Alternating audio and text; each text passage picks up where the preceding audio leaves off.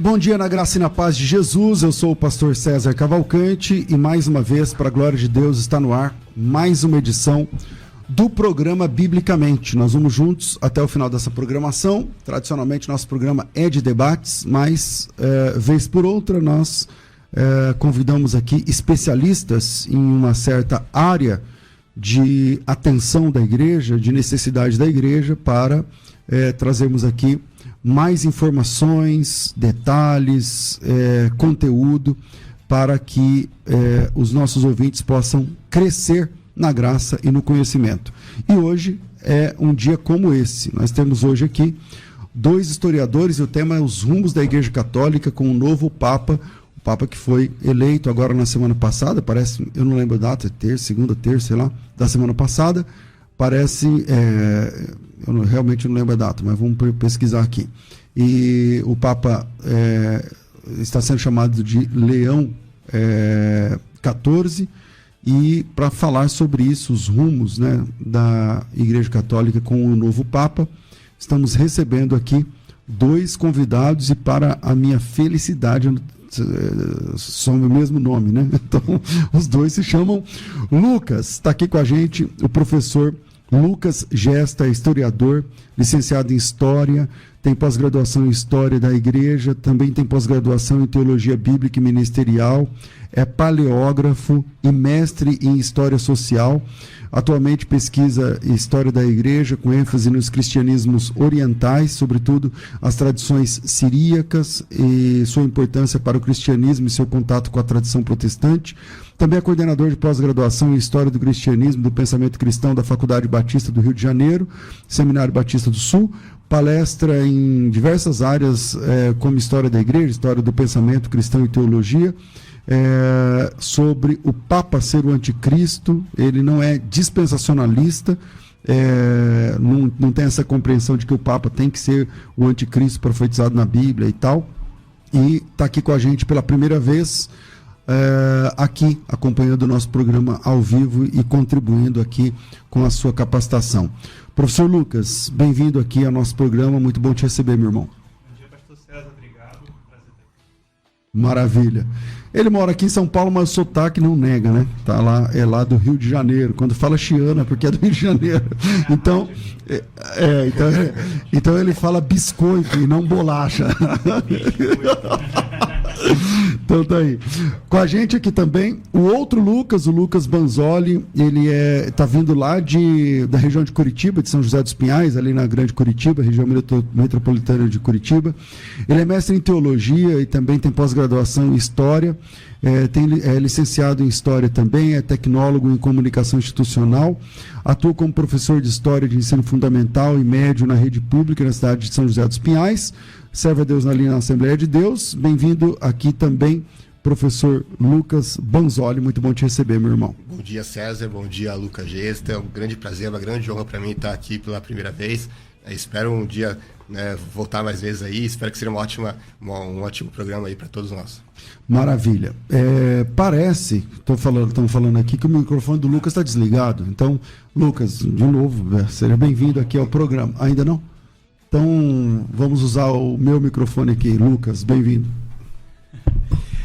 Bom dia, obrigado. Prazer estar aqui com vocês. Maravilha. E é biscoito. E não bolacha. Vamos lá.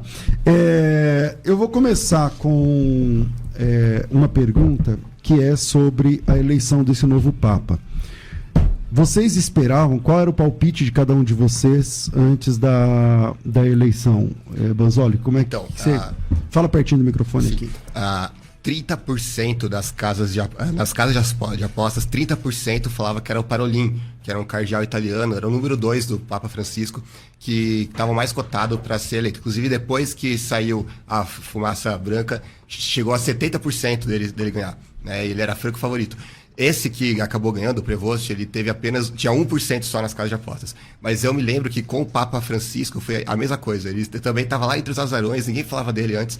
Inclusive foi uma surpresa quando ele saiu lá da cortina e viu que é ele que tinha ganhado. E foi a mesma coisa, a mesma surpresa agora com o Papa que assumiu o nome de Leão XIV, né? Então não era um dos mais esperados, Mas a gente vai comentar aqui por que na minha visão, o Gênesis também vai falar na visão dele, por que eles acabaram elegendo ele e não os outros que eram mais cotados que ele.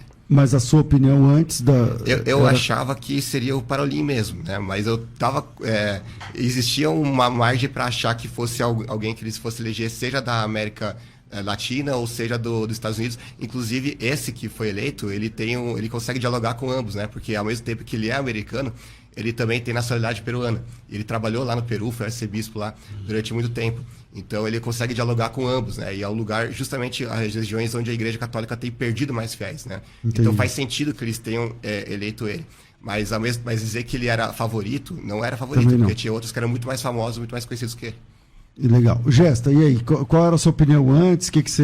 Foi uma surpresa para você? Olha, quem conhece a história das eleições do papado, não tem como você acertar.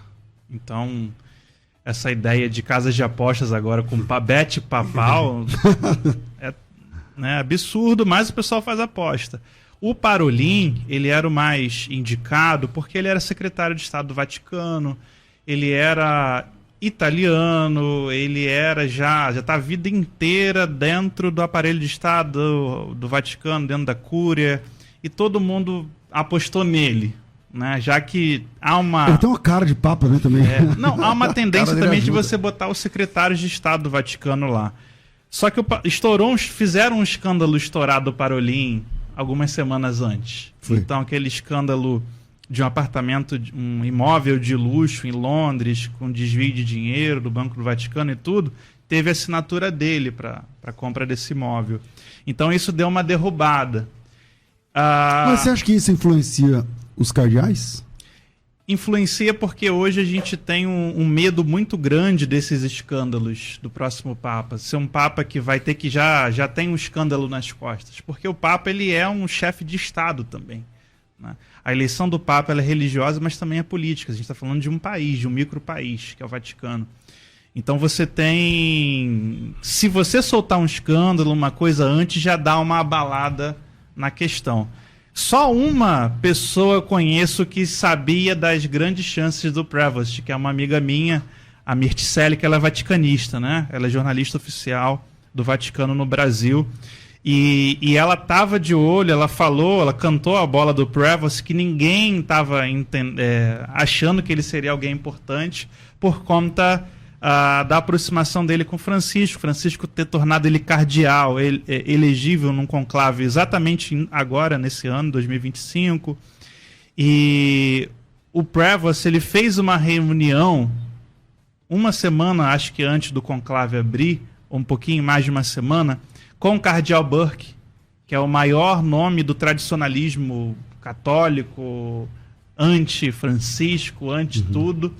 Então já parecia que o Prevost estava organizando algo. Ele é mais da ala do Bento XVI, essa pessoa que estava... Não, que fez a reunião. Ele é da ala dos tradicionalistas, né? O Bento XVI inventaram que ele é tradicionalista, ele não era.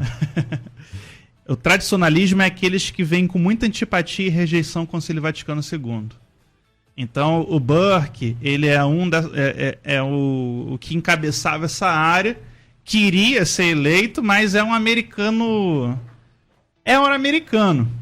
Então, geralmente, o Vaticano e os europeus detestam os americanos. Então, é quase impossível um americano ser eleito.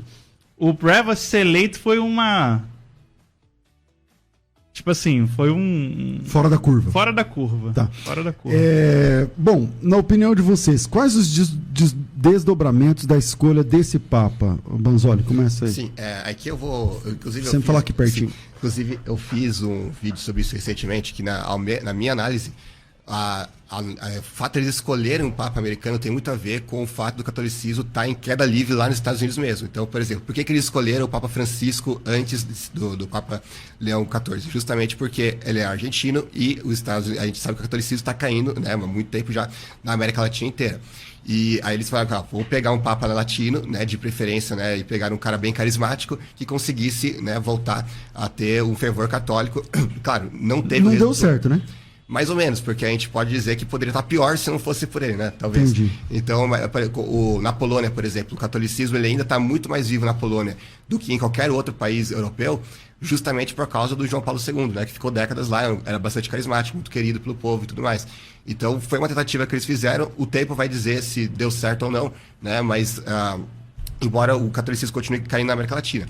Agora, nos Estados Unidos, saiu recentemente uma pesquisa lá sobre aquelas pesquisas que saem de 10 anos lá, de pesquisas oficiais para ver qual a religião dos americanos. E diferente do que muita gente esperava, inclusive existe um movimento, o Gesta vai falar sobre isso depois melhor, que tanto aqui no Brasil quanto lá nos Estados Unidos, falando que o catolicismo está crescendo por causa do movimento de redes sociais, muitos testemunhos de conversão ao catolicismo, muita gente falando que tem uma onda de conversão ao catolicismo. Aí saiu uma pesquisa oficial, e eu vou, inclusive, fazer anotações aqui, inclusive teve um apologista americano que comentou essa pesquisa, que saiu o seguinte: a cada 100 pessoas que se convertem ao catolicismo, 840 abandonam o catolicismo nos Estados Unidos. E nenhuma outra religião tem uma taxa de adesão e saída tão ruim, né?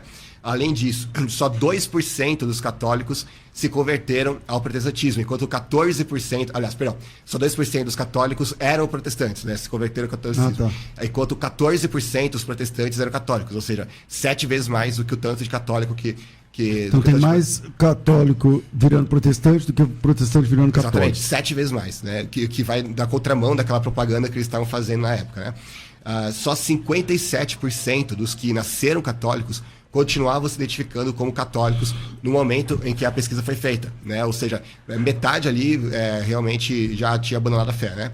E menos de 20% são praticantes e só 10% se confessa ao menos uma vez ao ano. Por que isso é importante? Porque na doutrina católica oficial você tem que se confessar pelo menos uma vez para o sacerdote, para você, senão você está em pecado mortal, né? Você nem pode ser considerado católico mais, né?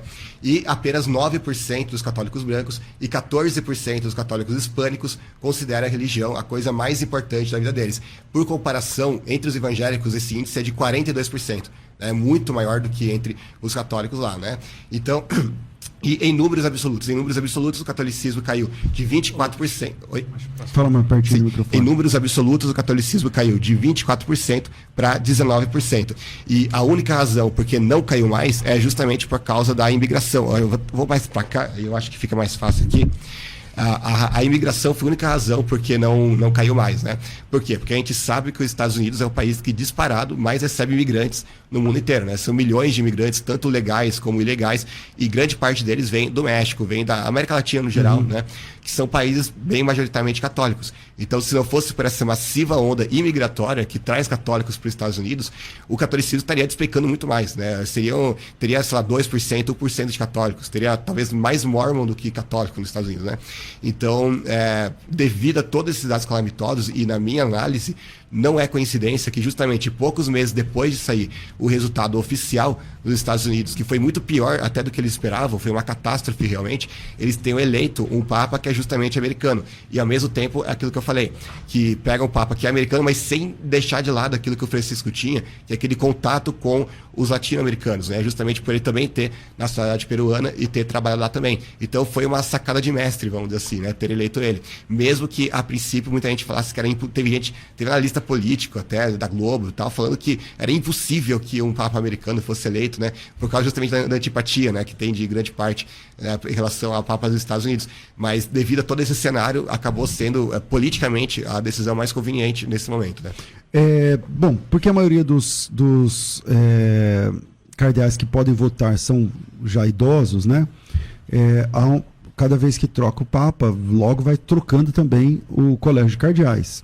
Mas eu não sei, vocês que são estudiosos dessa área, eu acho que o Papa Francisco fez um trabalho muito...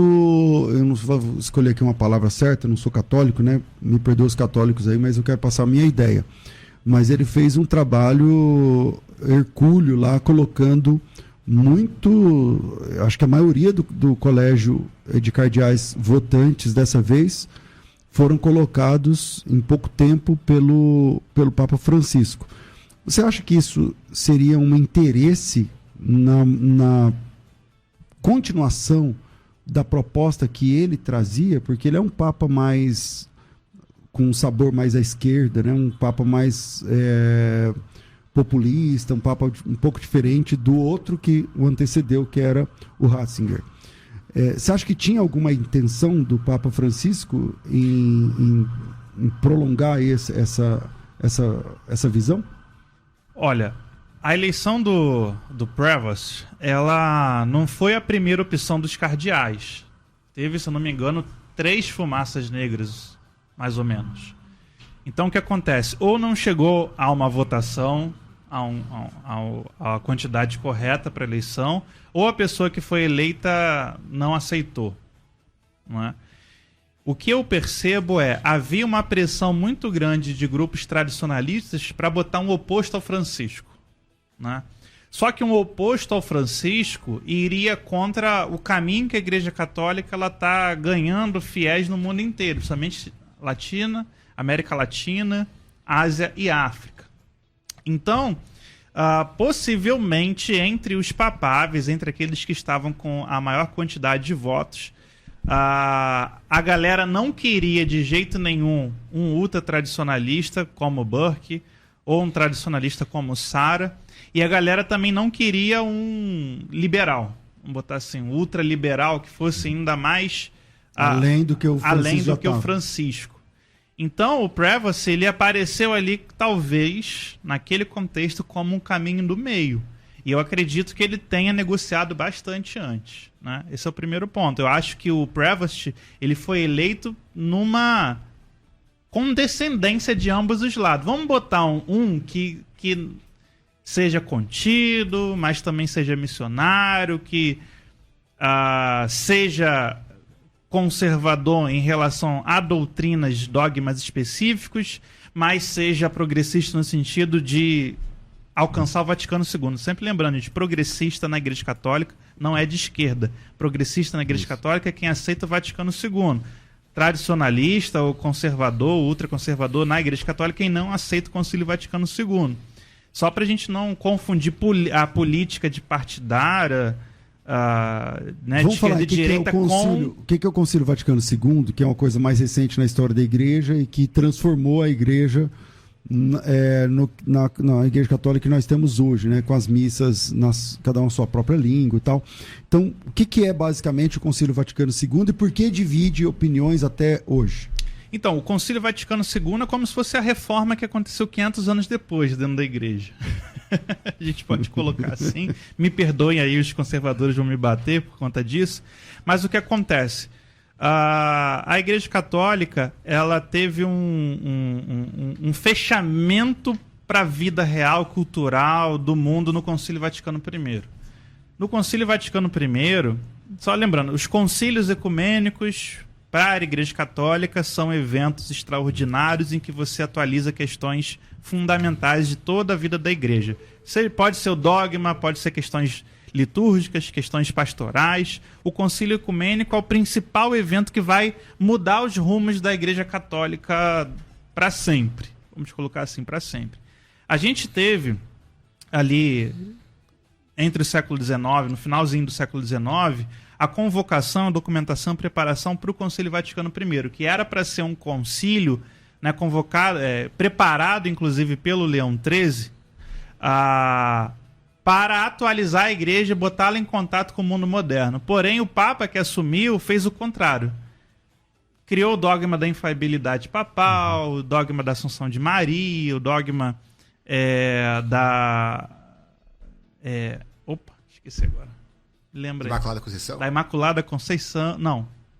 Não, Imaculada Conceição antes. Mas, enfim, especialmente a da infalibilidade do Papa. Colocou Maria como corredentora, como mediadora, corredentora para a salvação, e colocou todas as igrejas orientais e não católicas como elas precisam voltar para a Igreja Católica para serem salvas, senão vão todos para o inferno. Não tem salvação nem para os protestantes e nem para os orientais. Então, o Concílio Vaticano I ele foi um retrocesso, né? Fechou a Cúria Romana, tudo aquilo que não era para fazer o Vaticano I fez. Então isso trouxe muitos problemas para a Igreja, inclusive ali da passagem para o século XX, a Igreja ainda perdeu muito mais gente, talvez muito mais que hoje. E aí durante o início do século XX, houve um movimento dentro da Igreja Católica de voltar às fontes, né? que eles chamam de renovação mesmo. Eles voltaram às fontes dos pais da igreja, eles começaram a ler, eles voltaram à Bíblia, começou a haver uma nova onda de bispos, cardeais, teólogos que se aproximaram do protestantismo, que beberam do protestantismo. O Ratzinger, o Congar, o Bea, o Schleiermacher, o Karl Rahner, né? o Hans Küng, vários outros teólogos que vão dialogar com a fé protestante, vão dialogar com os pais da igreja, vão dialogar com a Bíblia. E de forma respeitosa, né? Porque de forma respeitosa. O Ratzinger, por exemplo, ele parece que admirava assim, alguns teólogos. Sim, fã de Karl Barth, o Ratzinger. Ninguém exatamente fala isso, né? Mas ele era fã de Karl Barth. Karl Rahner também, Pannenberg, enfim, vamos lá. Essa nova onda de teólogos católicos então começou a fomentar essa necessidade. A igreja precisa se atualizar e responder aos problemas do século XX.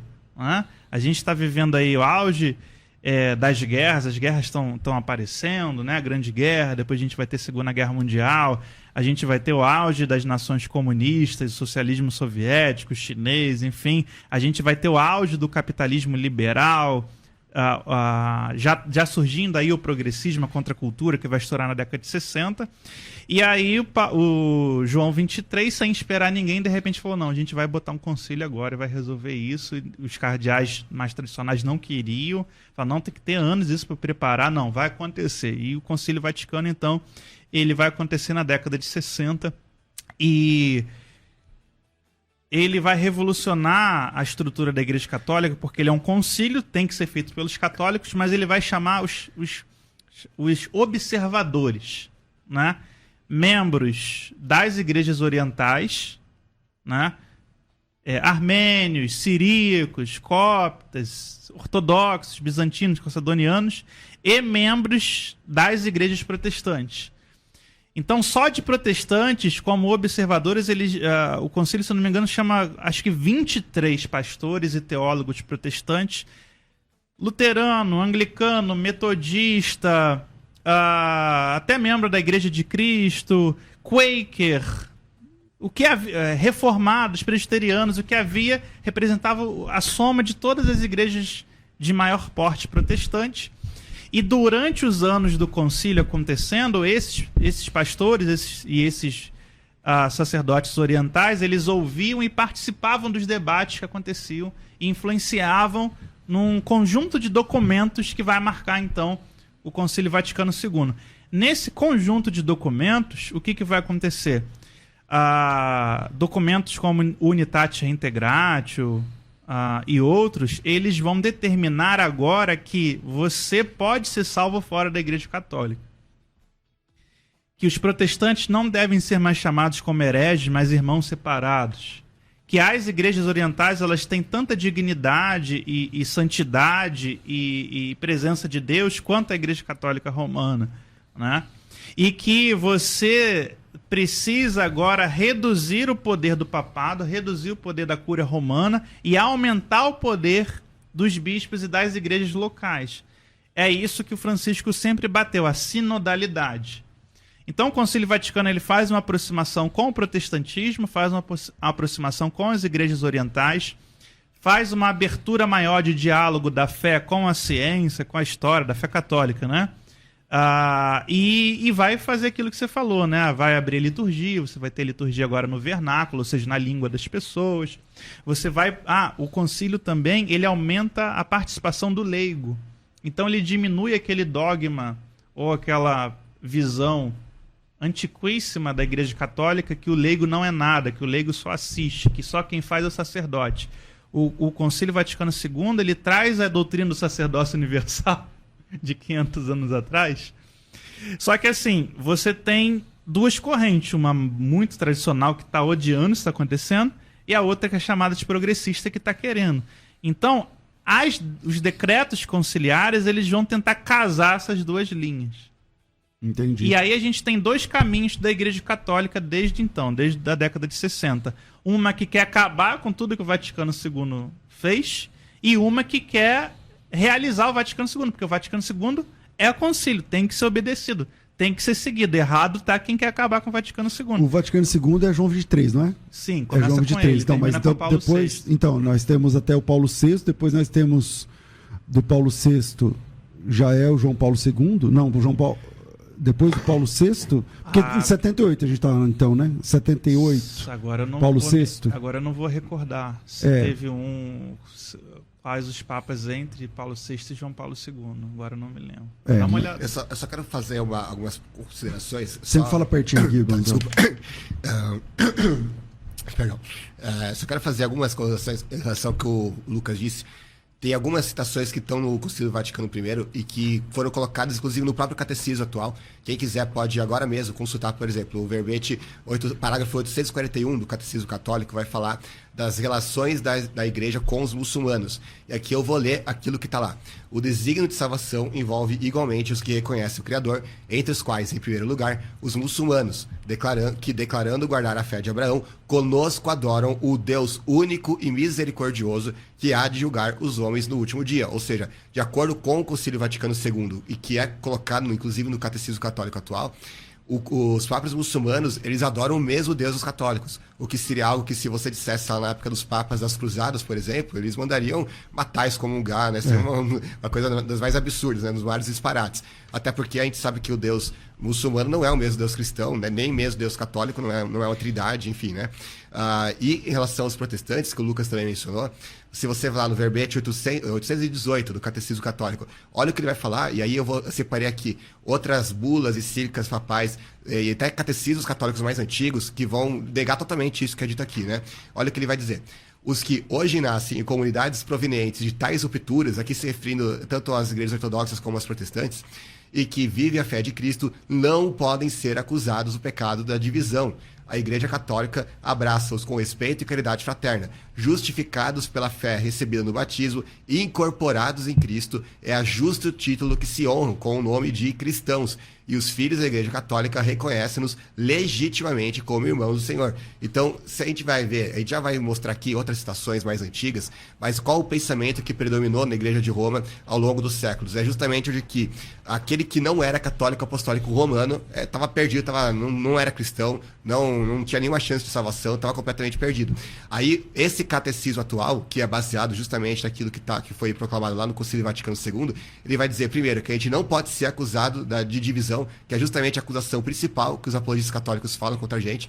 Fala que a gente é justificado pela fé recebido no batismo, incorporado a Cristo, e que a gente é legitimamente cristão e legitimamente reconhecido como irmãos do Senhor. Além disso, aqui o verbete seguinte, dos 819, vai dizer o seguinte: além disso, existem fora das fronteiras visíveis da Igreja Católica muitos elementos de santificação e de verdade.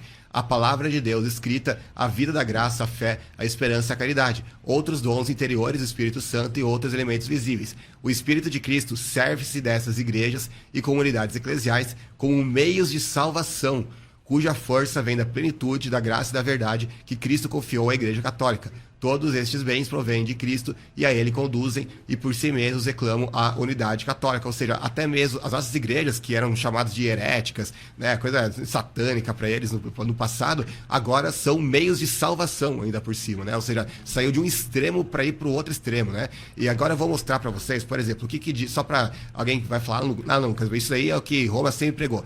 Vou mostrar aquilo que está na bula Unam Sancta do Papa Bonifácio VIII, lá em 1302. Olha o que ele vai dizer, é uma bula muito famosa, você encontra inclusive em vários sites católicos tradicionalistas, como a Montfort, por exemplo. Olha o que ele vai dizer. Isso aí ele vai falar lá no final da bula, né? A conclusão da bula é a seguinte: por isso, declaramos, dizemos e definimos e pronunciamos que é absolutamente necessário a salvação de toda criatura humana estar sujeita ao pontífice romano. Ou seja, se você não tivesse sujeita ao Papa, você não tinha nenhuma chance de salvação, porque aqui diz que é absolutamente necessário. Eles ainda fizeram questão de colocar o absolutamente aí. E durante a epístola, claro, aqui a gente está falando de 1300, então eles não vão mencionar nominalmente os protestantes, mas ela vai mencionar nominalmente os gregos ali. Ela vai dizer, por exemplo, se os gregos, está falando da igreja ortodoxa grega, né? Ou outros dizem que não foram confiados a Pedro e aos seus sucessores, falando obviamente deles mesmos, né, do Papa, é necessário que reconheçam que não fazem parte das ovelhas de Cristo, pois o Senhor disse no Evangelho de São João, há um só rebanho e um só pastor, citando João 10,16. Ou seja, a visão cristã naquela época é que nem mesmo os ortodoxos, que são muito mais próximos dos romanos do que... que são muito mais próximos dos romanos do que os protestantes são, nem eles podiam ser considerados legitimamente cristãos, não eram parte das ovelhas de Cristo e não podiam ser salvos. Agora, hoje em dia, eles não apenas abriram a porta da salvação para os ortodoxos, como também abriram para os protestantes, que estão muito mais distantes de Roma do que os ortodoxos, e até mesmo para os muçulmanos, que para eles adoram o mesmo Deus.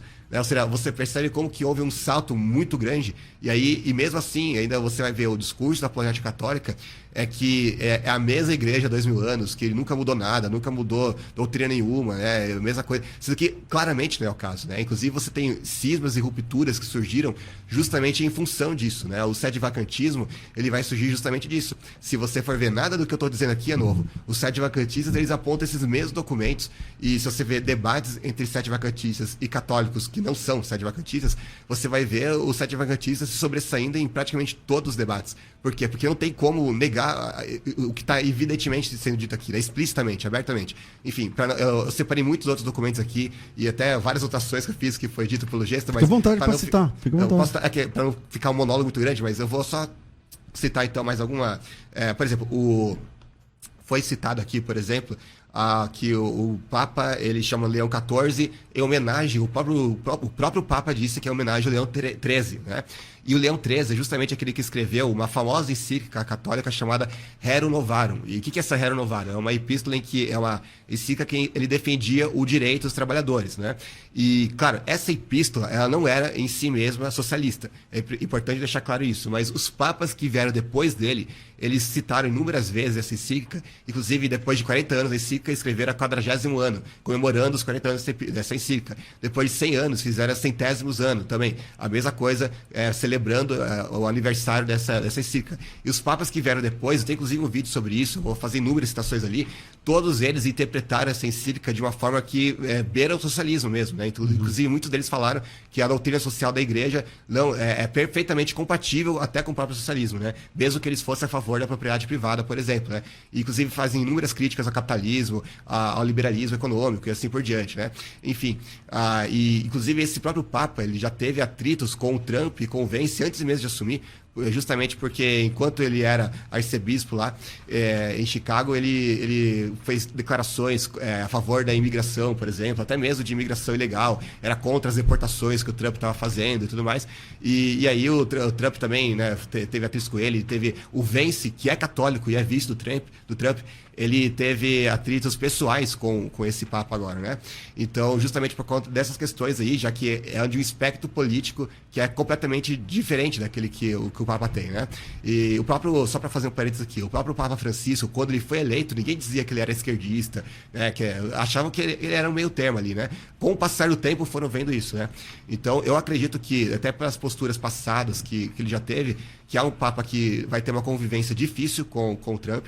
Até porque é difícil alguém não ter uma convivência difícil com o Trump, né, de todo modo, mas eu acho que ele em particular, até porque já estava tendo, né, isso antes, e até por esse histórico, né, de ser mais, vamos dizer assim, um pouco mais esquerdista na parte trabalhista da coisa, e também na questão da imigração, até porque, como a gente viu, a única razão do catolicismo não ter declinado completamente nos Estados Unidos ainda é justamente devido à imigração. Aí o Trump, que ele está fazendo, está limitando ao máximo a imigração e deportando gente que já está lá ilegalmente. E aí, ou seja, vai acabar com o catolicismo desse jeito, né?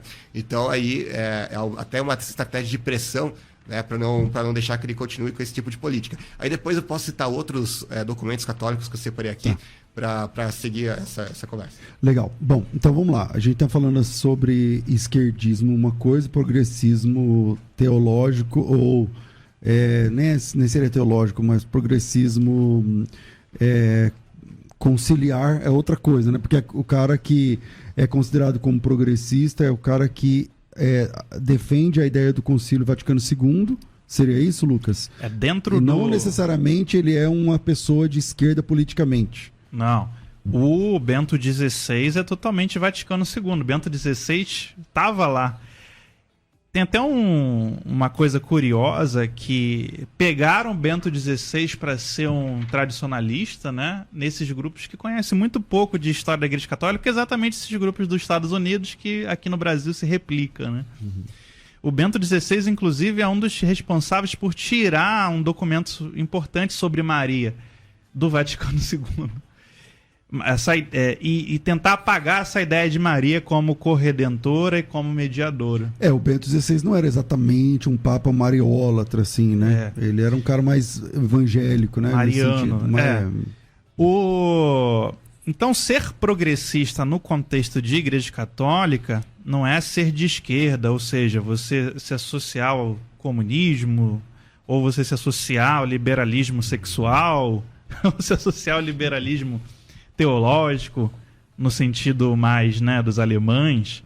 Mas ser progressista no contexto de Igreja Católica é você aceitar o Vaticano II, porque é obrigatório aceitar. É um concílio ecumênico. Mas as pessoas confundem o Bento XVI assim, porque ele era muito conservador no sentido ele gostava do sapato de madeira e tal, essas coisas. Então as pessoas entendiam que ele também poderia ser contrário ao Vaticano II, mas era o contrário disso. Né? Mas eu acho que o Bento XVI ele veio na era da polarização, que é uma era que os outros anteriores talvez não tinham. O que você é de caixinha da direita, o caixinha da esquerda, é tudo simplificado, é tudo pro Twitter, né? E aí acabaram confundindo a figura do Bento XVI. Sobre a Rerum Novarum, né, que é uma visão sobre a modernização, eu não vejo a Rerum Novarum como de esquerda, tá? No sentido mesmo político. A Rerum Novarum é exatamente a posição que o Leão XIII tomou para você não ser comunista nem socialista, tanto é que ele critica a guerra de proletariado, ou seja, a luta de classes, ele critica o domínio do comunismo sobre as pessoas, ele coloca o ser humano e a liberdade humana acima do Estado, ele é totalmente crítico ao socialismo ou ao comunismo. E também a Rerum Novarum, é aí que a gente vê, ela é crítica ao que ele chamava de americanismo, que é o capitalismo liberal, que para eles também era um absurdo, porque dominava o coração humano, enchia de trevas do amor ao dinheiro, fazia com que os católicos se tornassem servos do dinheiro. Então a Rerum Novarum é tanto para atacar o comunismo, quanto para atacar o liberalismo capitalista americano e dar uma resposta que seria de dentro da Igreja Católica.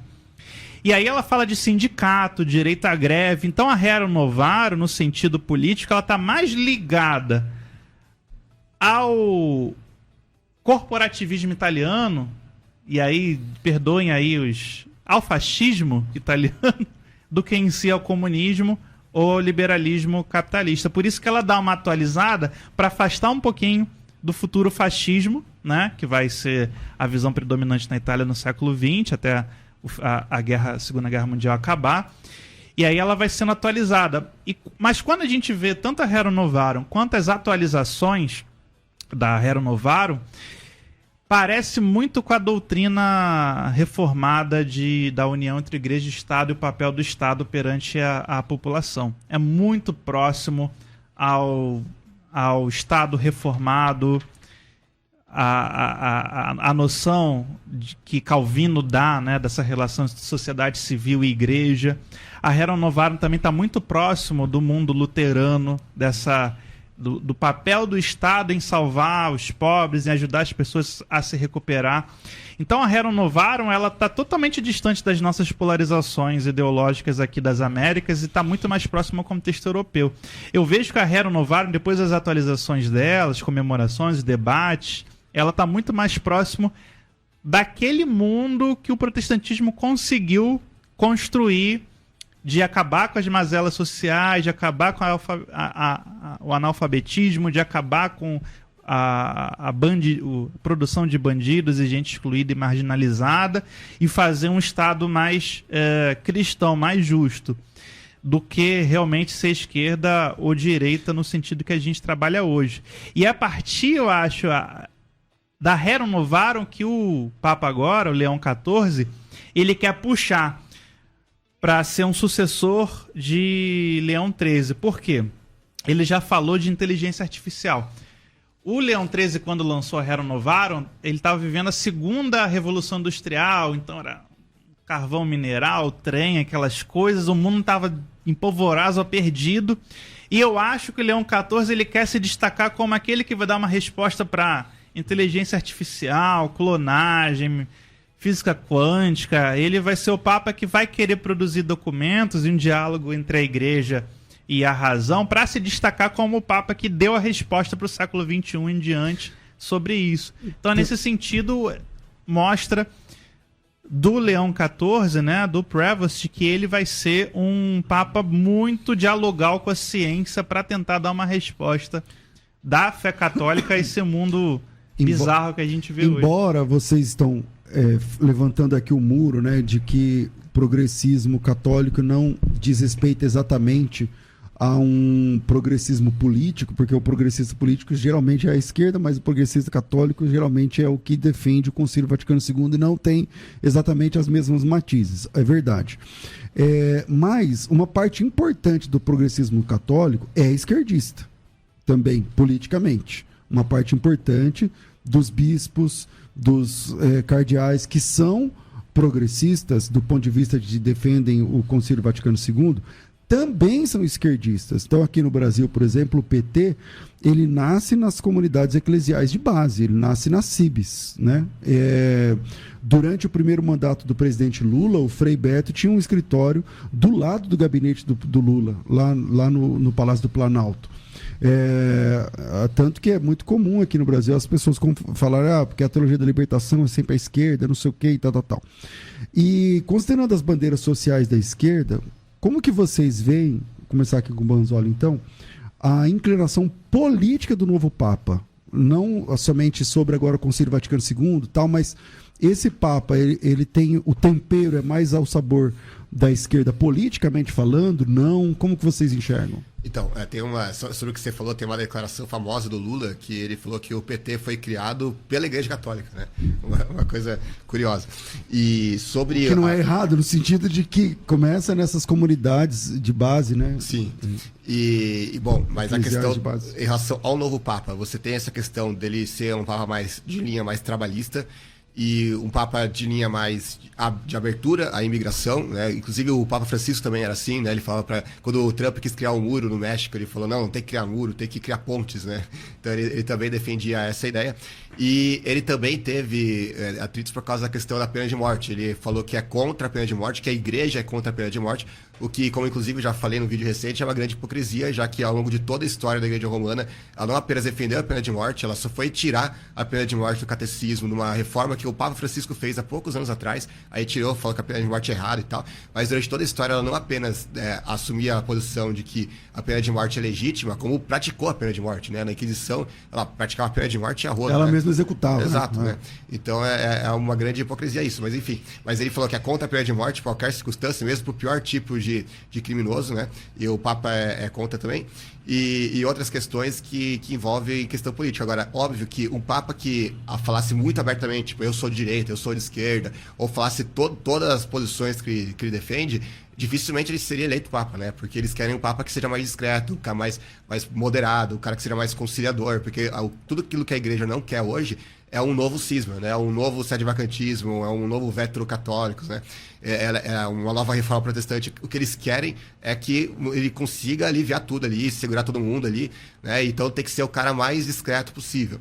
Então, nesse sentido que a gente pode afirmar isso. Agora, isso não muda o fato de que ele já se posicionou em relação a vários temas. Agora, por outro lado, você vê que ele também se opôs à ideologia de gênero, né? Em 2017, teve um livro didático lá no Peru, que ele falava da ideologia de gênero, ele criticou isso, falou, não, que inclusive o livro, eles conseguiram mudar essa parte do livro por causa da crítica dele, né? Então não é como se ele fosse totalmente esquerdista, assim, né? Tipo, que nem um militante do PSOL, não chega tanto, né? Uhum. Mas eu creio que, inclusive você tocou num ponto importante lá atrás, se ele iria seguir na linha do Francisco ou mudar a linha do Francisco, né? Na minha opinião, não tem nem como ele mudar a linha do Francisco, porque a grande maioria dos cardeais que votaram nele foram colocados lá, inclusive ele próprio, né? Foram colocados lá pelo Francisco. Né? Então, óbvio que ele não iria colocar lá alguém que fosse totalmente contrário às ideias dele, né? Enfim, inclusive, só fazer alguns outros apontamentos que eu fiquei de fazer, né? Eu falei que catecismos católicos mais antigos negavam aquilo que o catecismo católico atual diz, né? Eu estou aqui com o catecismo, esse daqui é muito conhecido, muito citado pelos tradicionalistas, pelos sede-vacantistas também, que é o catecismo do Pio X, que foi lá em 1905. Olha o que ele responde à questão, que é na parte de perguntas e respostas, uma pergunta que é a número 883, pergunta o seguinte: que deveria fazer um cristão se ele fosse oferecido a Bíblia por um protestante ou por um emissário dos protestantes? Aí a resposta que ele dá: um cristão a quem fosse oferecido a Bíblia por um protestante ou por algum emissário dos protestantes deveria rejeitá-la com horror por ser proibida pela igreja. E se a tivesse aceitado sem reparar, deveria logo lançá-la ao fogo ou entregá-la ao próprio pároco, né? Então tem muitos sadivacantistas, tradicionalistas, que até hoje falam até queimar as Bíblias protestantes, né? Agora, você acha que você consegue imaginar o Papa Francisco ou o Papa atual, o Leão XIV, queimando a Bíblia protestante em público? Tá aqui, é protestante, que horror. Nunca vai acontecer. Jamais iria fazer isso. Inclusive, colocaram o Papa Francisco mandou colocar uma estátua, por ocasião dos 500 anos da Reforma Protestante, eles celebraram a Reforma Protestante e colocaram uma estátua. Se você pesquisar aí na internet, você encontra bem rápido. Coloca lá, estátua Lutero Vaticano. Ele colocou uma estátua gigante, assim, de Lutero, uma estátua vermelha, bem chamativa, assim. O próprio Lutero condenaria a estátua dele mesmo, né? Inclusive, eu vi gente comentando, né? Gastaram gesso à toa, né? Pra fazer a imagem do Lutero, né? Mas colocaram lá para honrar ele. Fizeram um selo comemorativo pela Reforma Protestante, né? Enquanto o Papa Gregório fazia um selo para comemorar o massacre dos hugonotes na noite de São Bartolomeu, o Papa Francisco fazia o selo para comemorar a própria Reforma Protestante, né? Que mais? Ele fez cultos ecumênicos com protestantes. Ele citou na encíclica de Ano Novo, do primeira encíclica que ele escreveu, né? 1º de janeiro de 2024, ele citou Martinho Lutero e citou favoravelmente, né? Como disse M. Lutero. E você vê quem é esse M. Lutero, é o próprio Martinho Lutero, né? Que mais? Ratzinger também. Também, verdade. Que mais? Depois, inclusive, você vai ter santas católicas, beatas, acredito que seja Santa Faustina. Se eu estiver cometendo uma imprecisão, alguém pode me corrigir depois. Que teve uma visão, que é muito citado também pelos católicos, que viu Lutero no inferno. Inclusive, Lutero estava com os demônios lá, martelando a cabeça do Lutero lá no inferno, né? E ele sofrendo lá. E o Papa Francisco disse que, na visão dele, pessoal, o inferno está vazio. Quando perguntaram para ele, como é que você concilia o amor de Deus com o inferno? Ele falou, minha visão pessoal, eu acredito que o inferno esteja vazio. Cara, se o inferno está vazio, como é que a beata viu Lutero lá levando as machadadas na cabeça, né? É meio complicado isso, né? O Papa Francisco não era um grande teólogo, né? Inclusive, várias coisas que ele falava ali, você olhava, os padres mesmo falavam, mas peraí, mas e a Bíblia, né? Exato, inclusive uma das últimas entrevistas dele, ele estava numa conversa ali tinha um muçulmano, tinha um hindu, tinha um outro budista, enfim, né? Aquelas coisas ecumênicas que eles têm lá, né? Aí perguntaram para ele, né, se a Igreja Católica é verdadeira, essa coisa toda lá, que, repito, todos os catecismos mais antigos iam dizer sim, categoricamente, e o Papa Francisco falou, não, todos os caminhos levam a Deus, não existe religião mais verdadeira, nem mais certa do que a outra, né? Então são apenas línguas diferentes para você chegar ao mesmo Deus. Ele falou isso, uma coisa que seria condenada por absolutamente todos os papas do passado. Se um papa como o Pio V, por exemplo, aquele lá que condenou a rainha Isabel lá da Inglaterra, se esse papa aí ficasse sabendo do que o Papa Francisco disse isso, ele chegava na voadora do Papa Francisco, né? Não ia nem excomungar, né? Enfim, então é aquela coisa, a doutrina que eles pregam hoje é completamente distoante da doutrina que eles pregaram no passado. Aí você pergunta, qual foi o ponto de ruptura entre outras, justamente o Concílio Vaticano II, em que o Gesta falou. Agora, o Concílio Vaticano II, ele não surge do nada, ele não surge num vácuo, ele surge justamente da necessidade da igreja se adaptar ao mundo moderno. Por quê?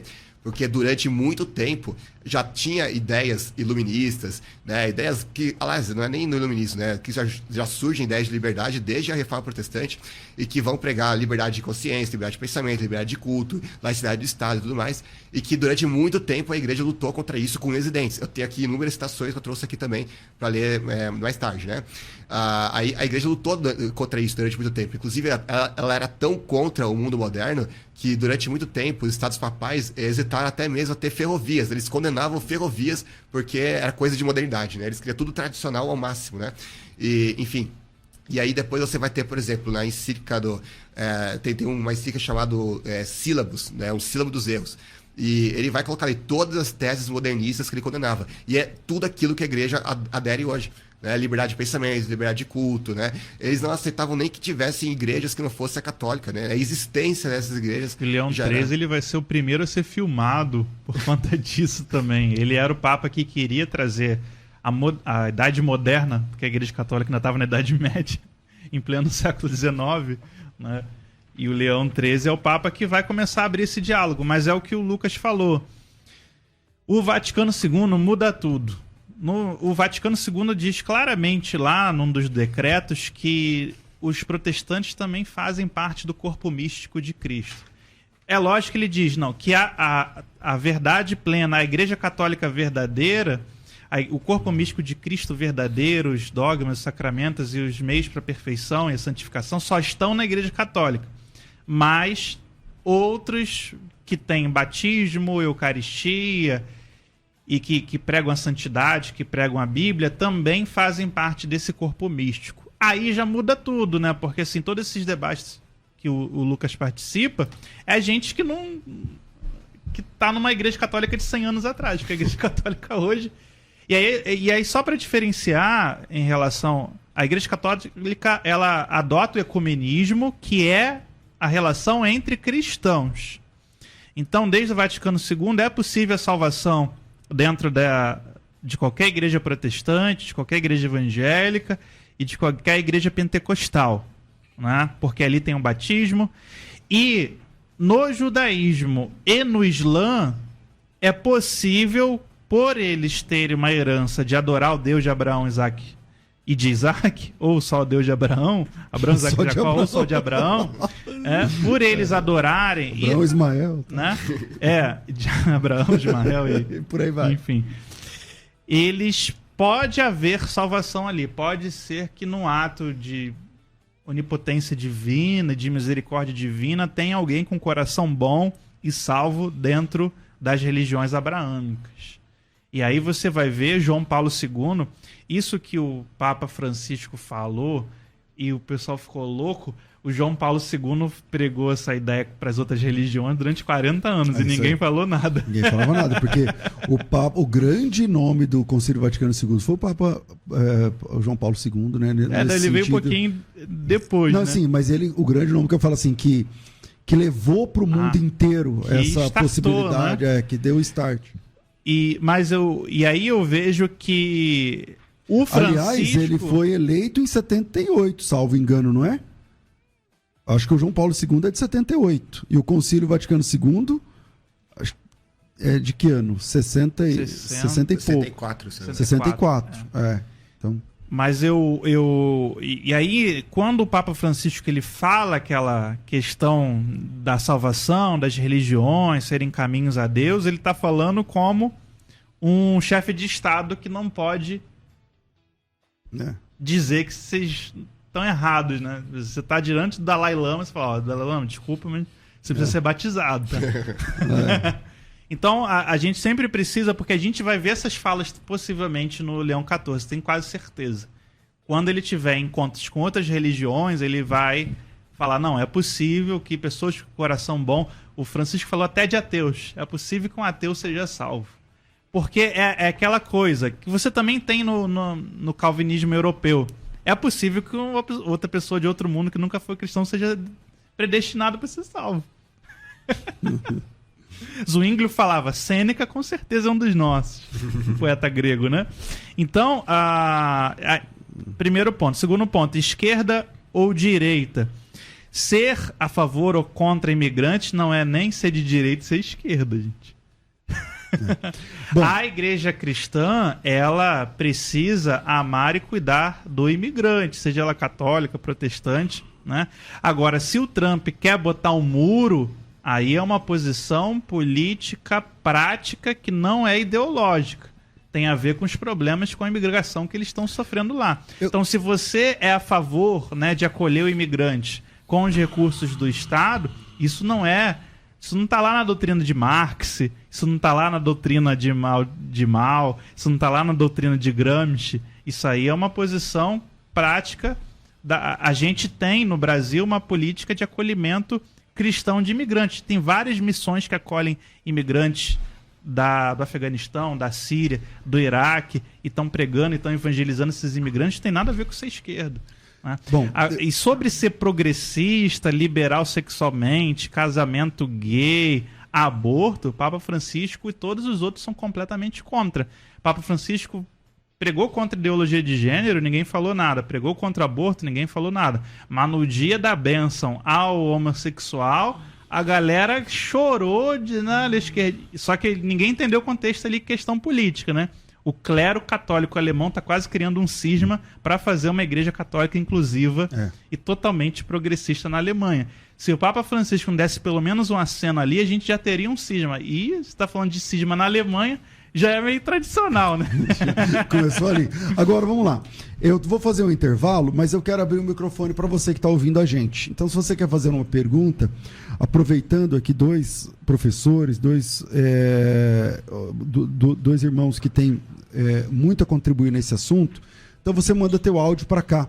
Muita gente, quando entra essa história de Papa, né? Quando foi o Papa João Paulo II, que foi um Papa longevo, né? Um pontificado longevo, eu não sei quantos anos, mas quase 40, eu acho, uns 40. Não chegou a 40. Não chegou a 40, mas bem mais de 30 anos. Por aí. E quantos?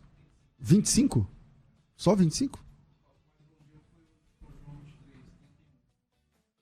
Meu Deus, eu tô achando que é uns 30 e poucos anos, mas tudo bem.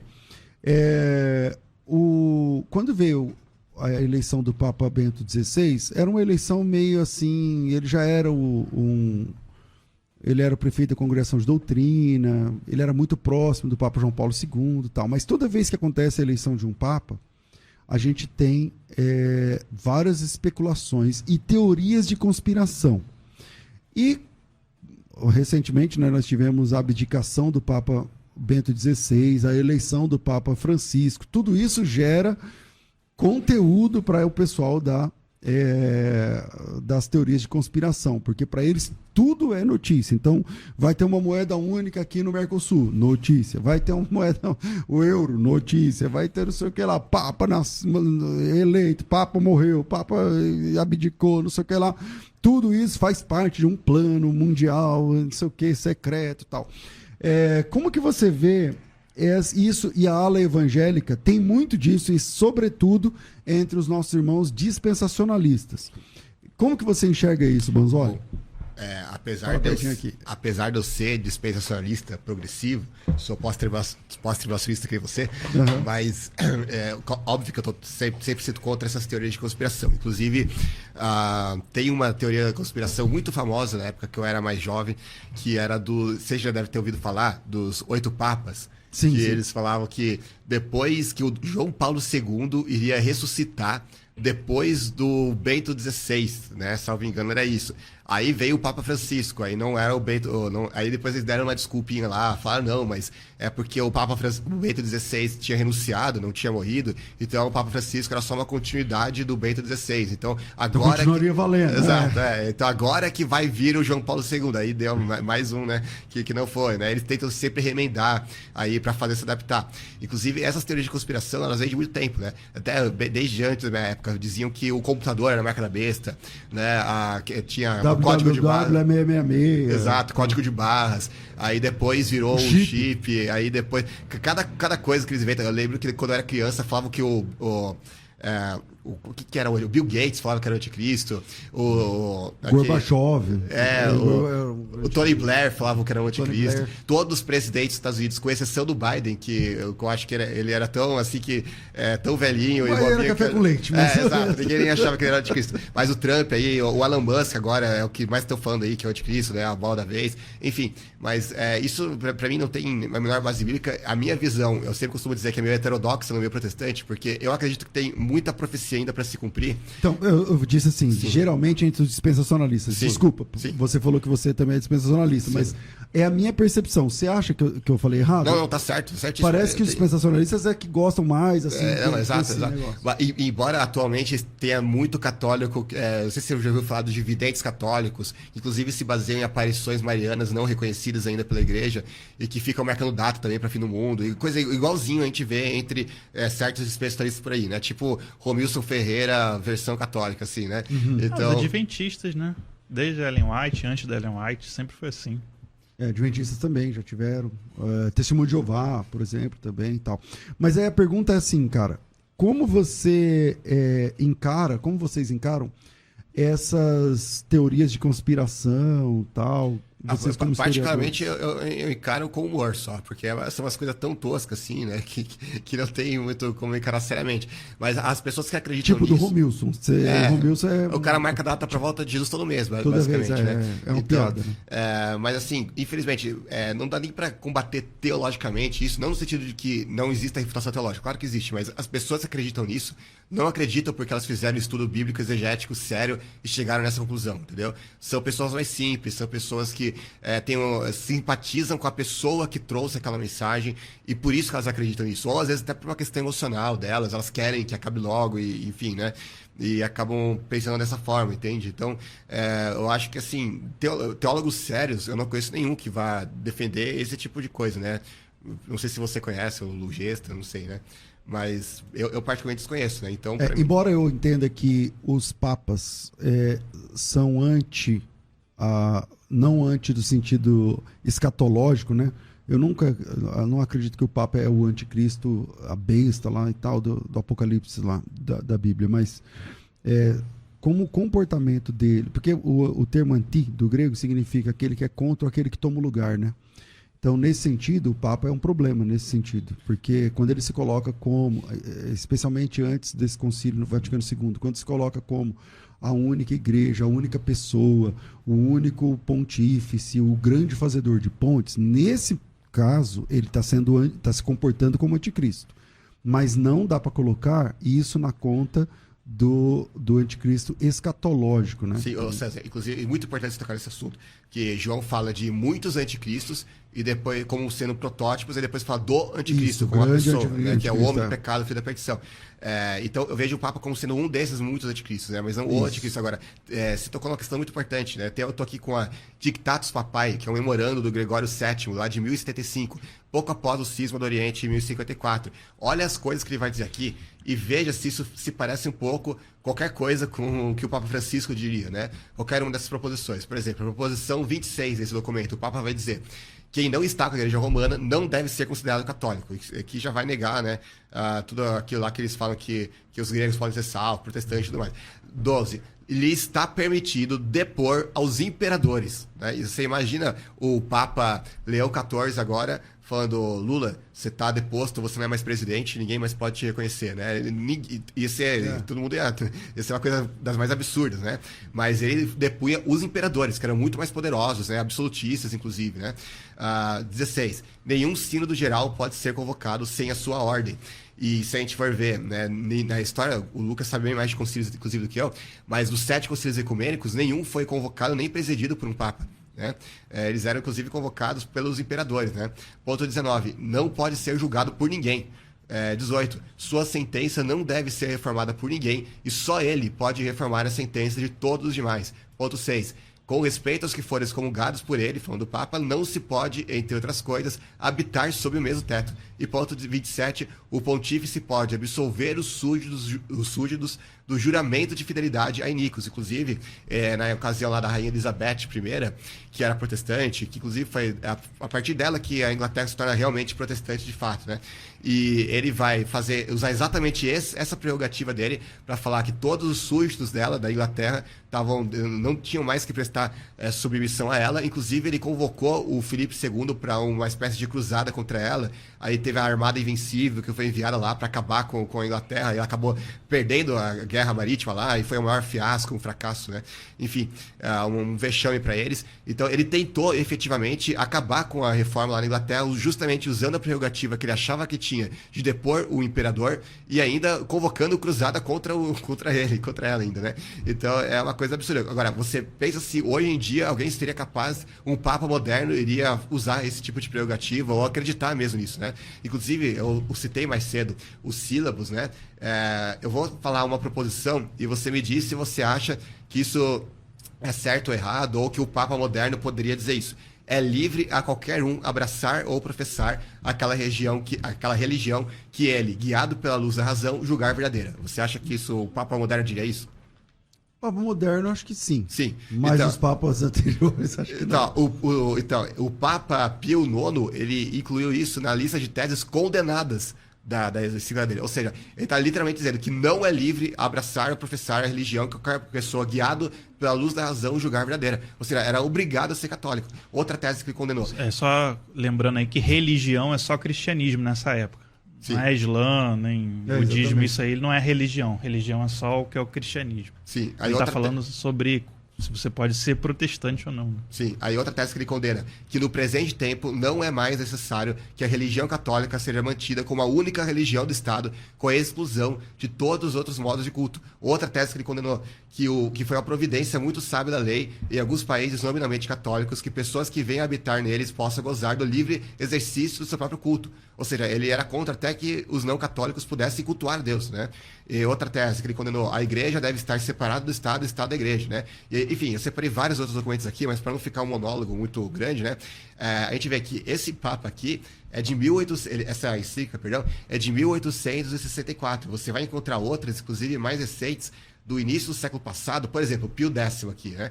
Ele escreveu a Pascendi Dominici Gregis. Eu não sei se é assim que pronuncia, porque eu não sei em latim, né? Mas essa daqui é de 1907 e ele vai condenar a proposição de que é mister curvar-se a formas democráticas. E aí ele vai dizer, são estes os raciocínios modernistas que por isso estão todos empenhados em achar um modo de conciliar a autoridade da igreja com a liberdade dos crentes. E vai ter outro trecho que ele vai dizer, por orgulho repelem toda sujeição e afirmam que a autoridade deve aliar-se com a liberdade.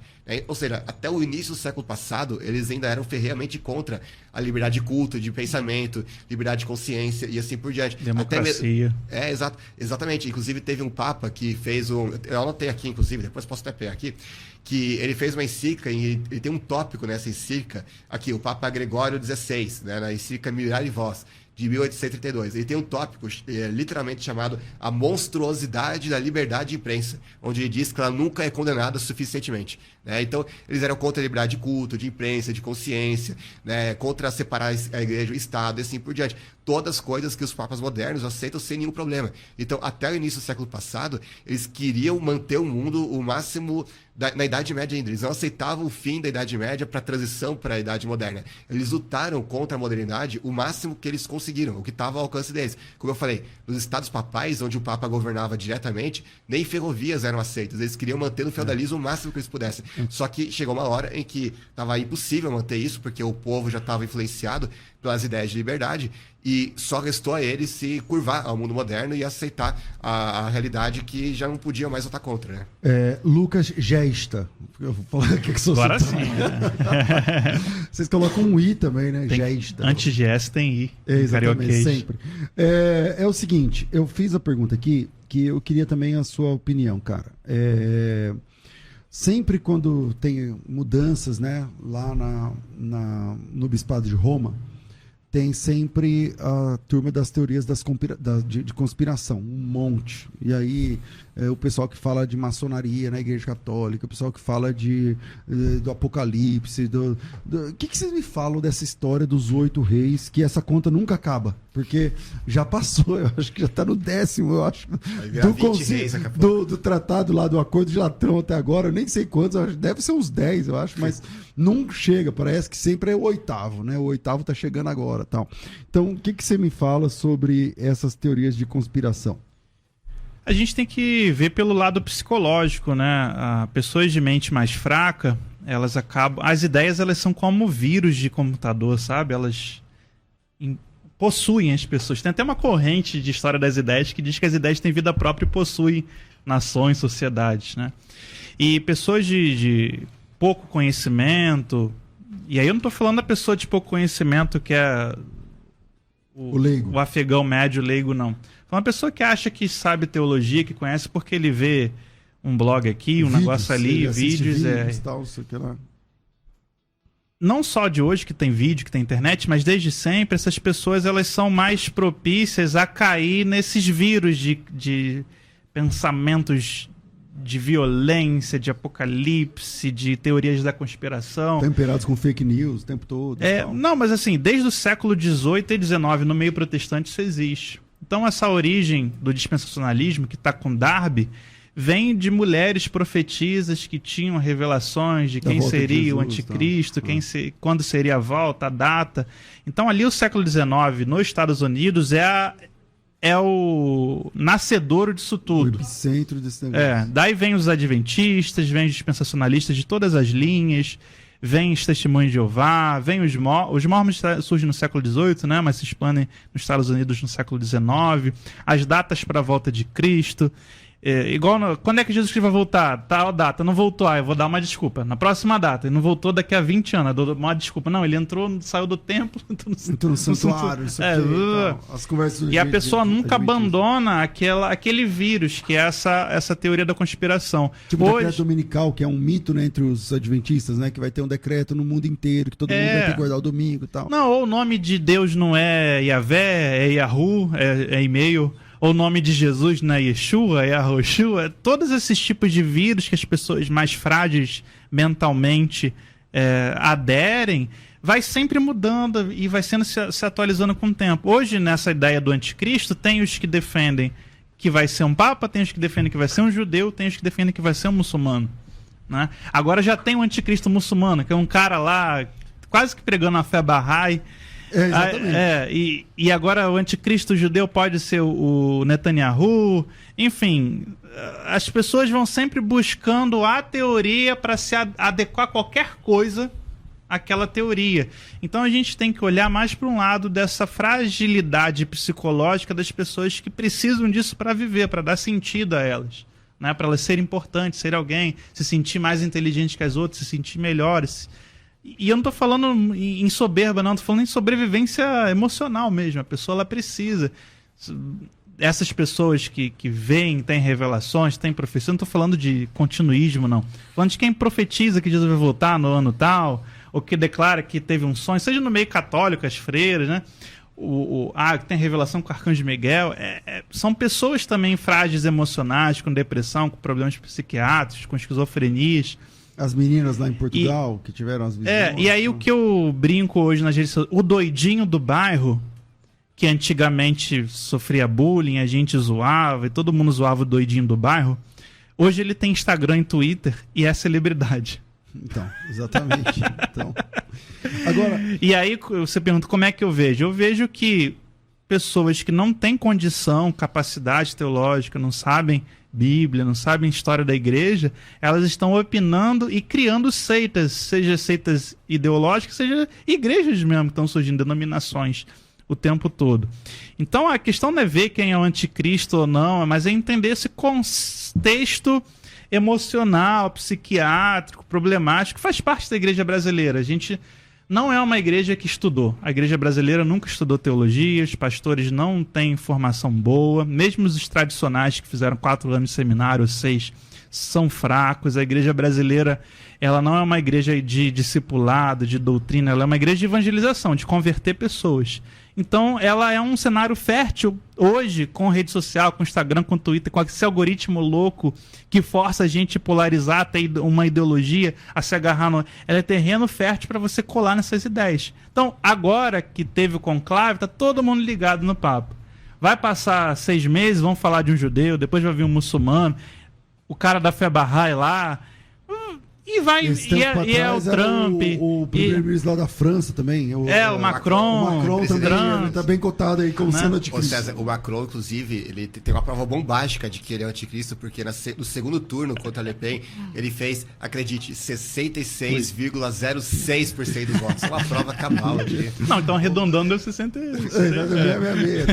Tá aí a prova, né? Tem o genro do Trump também, que o pessoal fala que... Jared Kushner. Agora, puxando o que o Lucas falou, você teve muitos papas que agiram como anticristos, perseguiram a igreja verdadeira, assassinaram pessoas. Você tem cruzadas convocadas contra os russitas, cruzadas convocadas contra os albigenses, cruzadas convocadas que vão destruir cristãos orientais, igrejas orientais. Você tem papas que se colocam mesmo como a voz de Cristo na Terra. Tudo antes do Vaticano II. Então, por isso que as pessoas falam que o Vaticano II seria a reforma que chegou 500 anos depois, tardiamente. Não que isso esteja claramente nos documentos, mas é um caminho para o sacerdócio dos leigos, para uma coisa que está pegando muito os próprios cardeais, assim, que não precisa nem ser tradicionalista, mas é essa descentralização da Igreja Católica de sair da cúria romana. Tipo, a Igreja Católica deixar de ser romana. Isso já vem acontecendo desde o Paulo II, de você consagrar cardeais. Tipo, um cardeal em países que não tem quase católico nenhum. O Francisco fez, esqueci agora qual é o nome do país. Não é Malta? Não, é de um país dali do Oceano Índico. Tipo, católicos cardeais, ou seja, aqueles que vão determinar o futuro da igreja de uma região que tem pouquíssimo católico. Então a ideia é descentralizar, sinodalizar a igreja, ou seja, colocar na mão das igrejas do país o rumo, porque elas entendem mais do que o italiano. E essa descentralização atinge diretamente o país Vaticano. Que aí é uma questão política, econômica, financeira, guerra, empresa, ação social, patrimônio no mundo inteiro. Então, o caminho do Francisco, principalmente para frente, foi deixar uma igreja menos romana, até porque ele é argentino, e uma igreja mais universal. E esse Leão XIV, com toda certeza, ele é o Papa que mais veio no Brasil até hoje. Inclusive, só um ponto muito rápido, que se você for pegar na história dos papas, era tipo 99% dos papas eram tudo italiano. Sim. Aí recentemente pegaram um polonês, agora um argentino, depois um americano, ou seja, cada vez menos italianos, né? Então cada vez mais descentralizando de Roma para virar uma igreja, digamos assim, mais católica e menos romana, né? Sim, você teve um polonês, um alemão, que aí já teve outros papas alemães, mas sempre fica aquele medo. Vai que... Aí, pô, botaram um argentino, né? Ninguém merece, mas fez um bom papado. E agora um americano, que para isso para eles é horrível. Ou seja, eu acredito que o Prevost só entrou porque não tinha uma terceira opção que fosse moderada. Uma quarta opção. E na é um papa... Na época da eleição, desculpa, do Francisco... O Brasil estava cotado também, né? Nós tínhamos um papável... Pelos jornalistas brasileiros, Então, né? pelos jornalistas, pelo menos. Mas eu não sei como é que era isso dentro da Cúria. Mas parece que ele mesmo influenciou bastante o Francisco. Aqui os nossos cardeais são muito fracos, assim. O episcopado brasileiro, ele é muito... A política internacional, a política dos brasileiros para fora, eu acho ela muito... A gente não é muito considerado, entendeu? Embora tenhamos números, né? Mas... É porque a gente se queimou, a gente não, na Igreja Católica no Brasil se queimou muitas décadas com a teologia da libertação, né? Entendi. Então você olha para o clero brasileiro, você pode já confundir com cleros da teologia da libertação, ainda que tem cardeal, tradicionalista, outra coisa assim, ou mais tradicional, mas não é muito cotado. O CNBB aqui... A CNBB tem uma presença muito grande de teologia da libertação, enfim, você tem os franciscanos, que são um instituto teológico de formação teológica dos pensadores intelectuais católicos brasileiros, que é muito de esquerda, né? Algumas PUCs são muito liberais, então aqui a gente tem... Mas eu acho que o Papa Francisco não é muito diferente desses bispos aí da CNBB. Inclusive tem uma citação que ele fala: se isso é o comunismo, então eu sou comunista, né? Tem várias declarações que o Papa que mais criticou o capitalismo na história é o Papa Francisco. Tem dúzias de menções dele criticando o capitalismo, e ele nunca condenou abertamente, pelo menos explicitamente, o comunismo, né? Mas lembro que na época que o Papa Francisco foi eleito, tinha pelo menos na mídia, né? Muita gente falando que o cardeal Rogério Scherer poderia ser eleito, né? Inclusive eu lembro que fizeram vários memes quando saiu um Papa argentino, que estava todo mundo esperando um Papa brasileiro, né? Criaram uma grande expectativa e vai lá e sai um argentino, né? Então foi mais um 7-1 de novo. Agora, vamos lá. O Lucas, qual é o perfil... Mas deixa eu só... Talvez... Pro europeu... O comunismo morreu. A China é o maior país capitalista hoje, talvez. Tá indo para ser o maior. Só perde para os Estados Unidos, o maior produtor de bilionários do mundo. Então, para o europeu falar mal do comunismo é chutar cachorro morto. A gente tem medo de PT, a gente tem medo de algo que a gente chama de comunismo, mas é trabalhismo, né? Aqui no Brasil, você tem comunismo na Venezuela, em Cuba, mas também tá morrendo. Ainda virou sei lá o quê. Então... Para um chefe internacional, o comunismo já não é mais cachorro morto. Não vai ter mais revolução comunista, nenhum país mais vai ter um socialismo soviético ou uma China maoísta. Isso aí não vai acontecer. Então, a crítica agora é atacar os excessos do capitalismo. Talvez seja nesse sentido que eu vejo... Inclusive, Lucas, tem um documento, eu tinha citado, mas sem fazer citação, tinha só mencionado por alto, né? Há 40º anos, até peguei aqui a citação, do Papa Pio X, onde ele vai dizer... Mais moderada, só para contextualizar, 40º anos comemora os 40 anos do aniversário da Rerum Novarum, né? Do Papa Pio XIII, ele vai falar, não, Leão XIII, ele vai falar o seguinte: mais moderada é outra facção, mais moderada em relação ao comunismo, né, que conservou o nome de socialismo, porque não só professa abster-se da violência, mas abranda e limita de algum modo, embora não a suprima de todo, a luta de classes e a extinção da propriedade particular. Disse-ia que o socialismo, aterrado com as consequências que o comunismo deduziu dos seus próprios princípios, tende para as verdades que a tradição cristã sempre solenemente ensinou, e delas, de certa maneira, se aproxima. Portanto, porquanto é inegável que as suas reivindicações concordam, às vezes, muitíssimo com as reclamações dos católicos que trabalham na reforma social. Aí depois ele vai concluir dizendo: por este caminho podem os princípios deste socialismo mitigado vir pouco a pouco a coincidir com os votos e reclamações dos que procuram reformar a sociedade segundo princípios cristãos. Estes, com razão, pretendem que certos gêneros de bens sejam reservados ao Estado, quando o poderio que trazem consigo é tal que, sem perigo do mesmo Estado, não pode deixar-se em mão dos particulares. Tão justos desejos e reivindicações em nada se opõem à verdade cristã e muito menos são exclusivos do socialismo. Então, o que eu vejo aqui, muita gente, católicos, principalmente de direita, que vão falar que os católicos de esquerda, os que são, né, numa linha mais próxima do socialismo, eles são falsos católicos, estão infiltrados no meio da igreja, tentando acabar com o catolicismo de dentro para fora, quando na verdade eles estão simplesmente reivindicando as mesmas coisas que papas como o Pio X, por exemplo, diziam expressamente, né, e vários outros. E nem tem a ver com o Vaticano II, né? Exato. Já é a tradição da Igreja Católica defender o socialismo italiano, vamos botar assim, e o socialismo francês, que não é marxista, mas é uma via que defende o trabalhador e o Estado forte, né? Hoje em dia é a social-democracia que eles chamam na Europa. Não a social-democracia do Brasil, mas a social-democracia da Europa. Mas eu acho que, nesse sentido, que o Leão XIV vai ser um papa bem contido nas suas críticas. Agora, ele já é introvertido, ele já é tímido, já tem o stick dele, então acho que ele não vai causar igual... O Banzoli falou, Francisco, ele falava muito no improviso, ele dava muita opinião, empregava textos da cabeça dele que não passaram por revisão. Isso causava muito problema e dor de cabeça depois para o Vaticano resolver. Não vai ser o caso do Leão XIV, tudo dele vai ser bem pensado mesmo. Francisco era muito do improviso, desse negócio latino, de falar mesmo e tal. O Leão XIV não vai ser isso, não. Aqui no Brasil, a gente está percebendo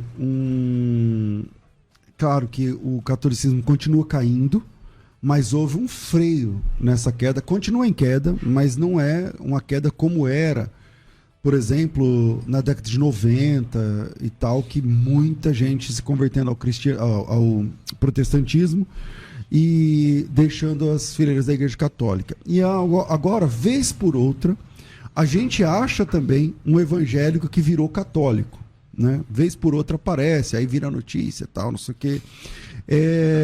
Qual é o perfil, o Gesta?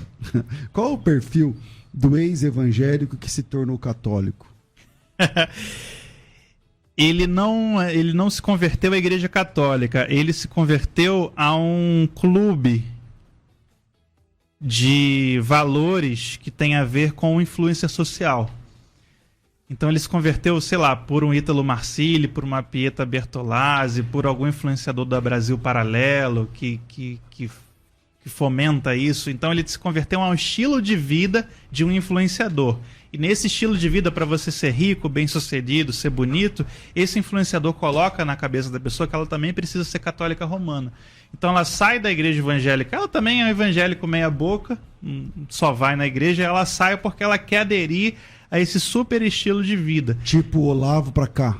Do Olavo para cá. Não, é totalmente do Olavo para cá. O Olavo de Carvalho, como ele é um pensador muito raso, né, muito fraco, muito... Mas que alcançou muito, né? Mas que alcançou porque chegou na hora certa, né, das redes sociais. Ele dizia que para você ser um intelectual de verdade, você tem que terminar no tomismo. né, no tomismo católico. São Tomás de Aquino, ele é o pai de uma corrente teológico-filosófica que os tradicionalistas franceses recuperaram para ser antimoderna. Não é nem o tomismo de Tomás, mas é o tomismo francês antimoderno, anti-Vaticano II. Então, o Olavo ele fazia esse caminho. Ser anti-esquerda, beleza. Agora, ser meu aluno, pagar meus cursos, comprar, beleza. Agora, ser tomista, beleza. Agora, terminar na Igreja Católica. Então, do Olavo para cá, a gente tem uma série de pessoas que se convertem não por uma experiência religiosa, uma experiência de fé, por conhecer a doutrina da Igreja Católica, ou nem por conhecer a doutrina da Igreja Evangélica, mas porque foram convencidos por um influencer, um guru, um coach, que a fé católica seria o topo da boa vida, da vida próspera, da vida rica, da vida realizada, da vida inteligente. Então não essas conversões não são são conversões de bolha, e a gente vê o cara que começou lá com o Olavo, ele tem milhões de seguidores, ele tá rico, milionário, comprando mansões. As pessoas querem ser assim, querem ser ricas, querem ser bonitas, querem ser bem-sucedidas, querem ter a família perfeita. Que é o início do Brasil Paralelo. Que é o início do Brasil Paralelo. Outra consideração que é importante para fazer é que as causas dessas conversões, eu já vi várias delas, são quase sempre extremamente superficiais. Por exemplo, o Bernardo Kister tem mais de 1 milhão de seguidores no YouTube.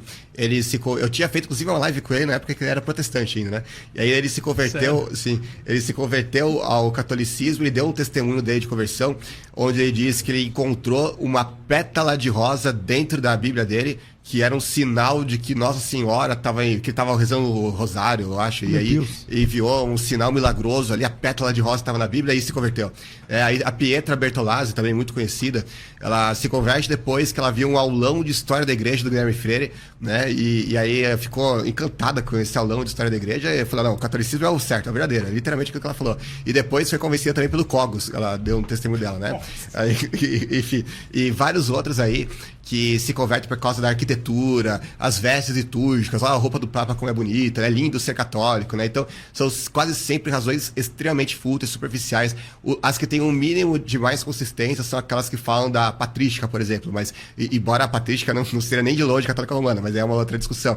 Agora, eu nunca vi até hoje um testemunho de católico que falou, eu li a Bíblia, encontrei as doutrinas católicas lá e me converti ao catolicismo, né? Nunca tem a ver com a Bíblia, exceto quando tem uma pétala de rosa dentro da Bíblia. Aí tem a ver com a Bíblia, mas não é exatamente por causa da Bíblia, né? Enfim, então o fato é, as conversões do lado de lá não têm uma consistência, entende? São quase sempre razões superficiais e pautadas principalmente por aquilo que o Gesta disse, a partir do Olavo de Carvalho, que eu nunca tinha visto, eu tinha visto um ou dois católicos se converterem antes do Olavo.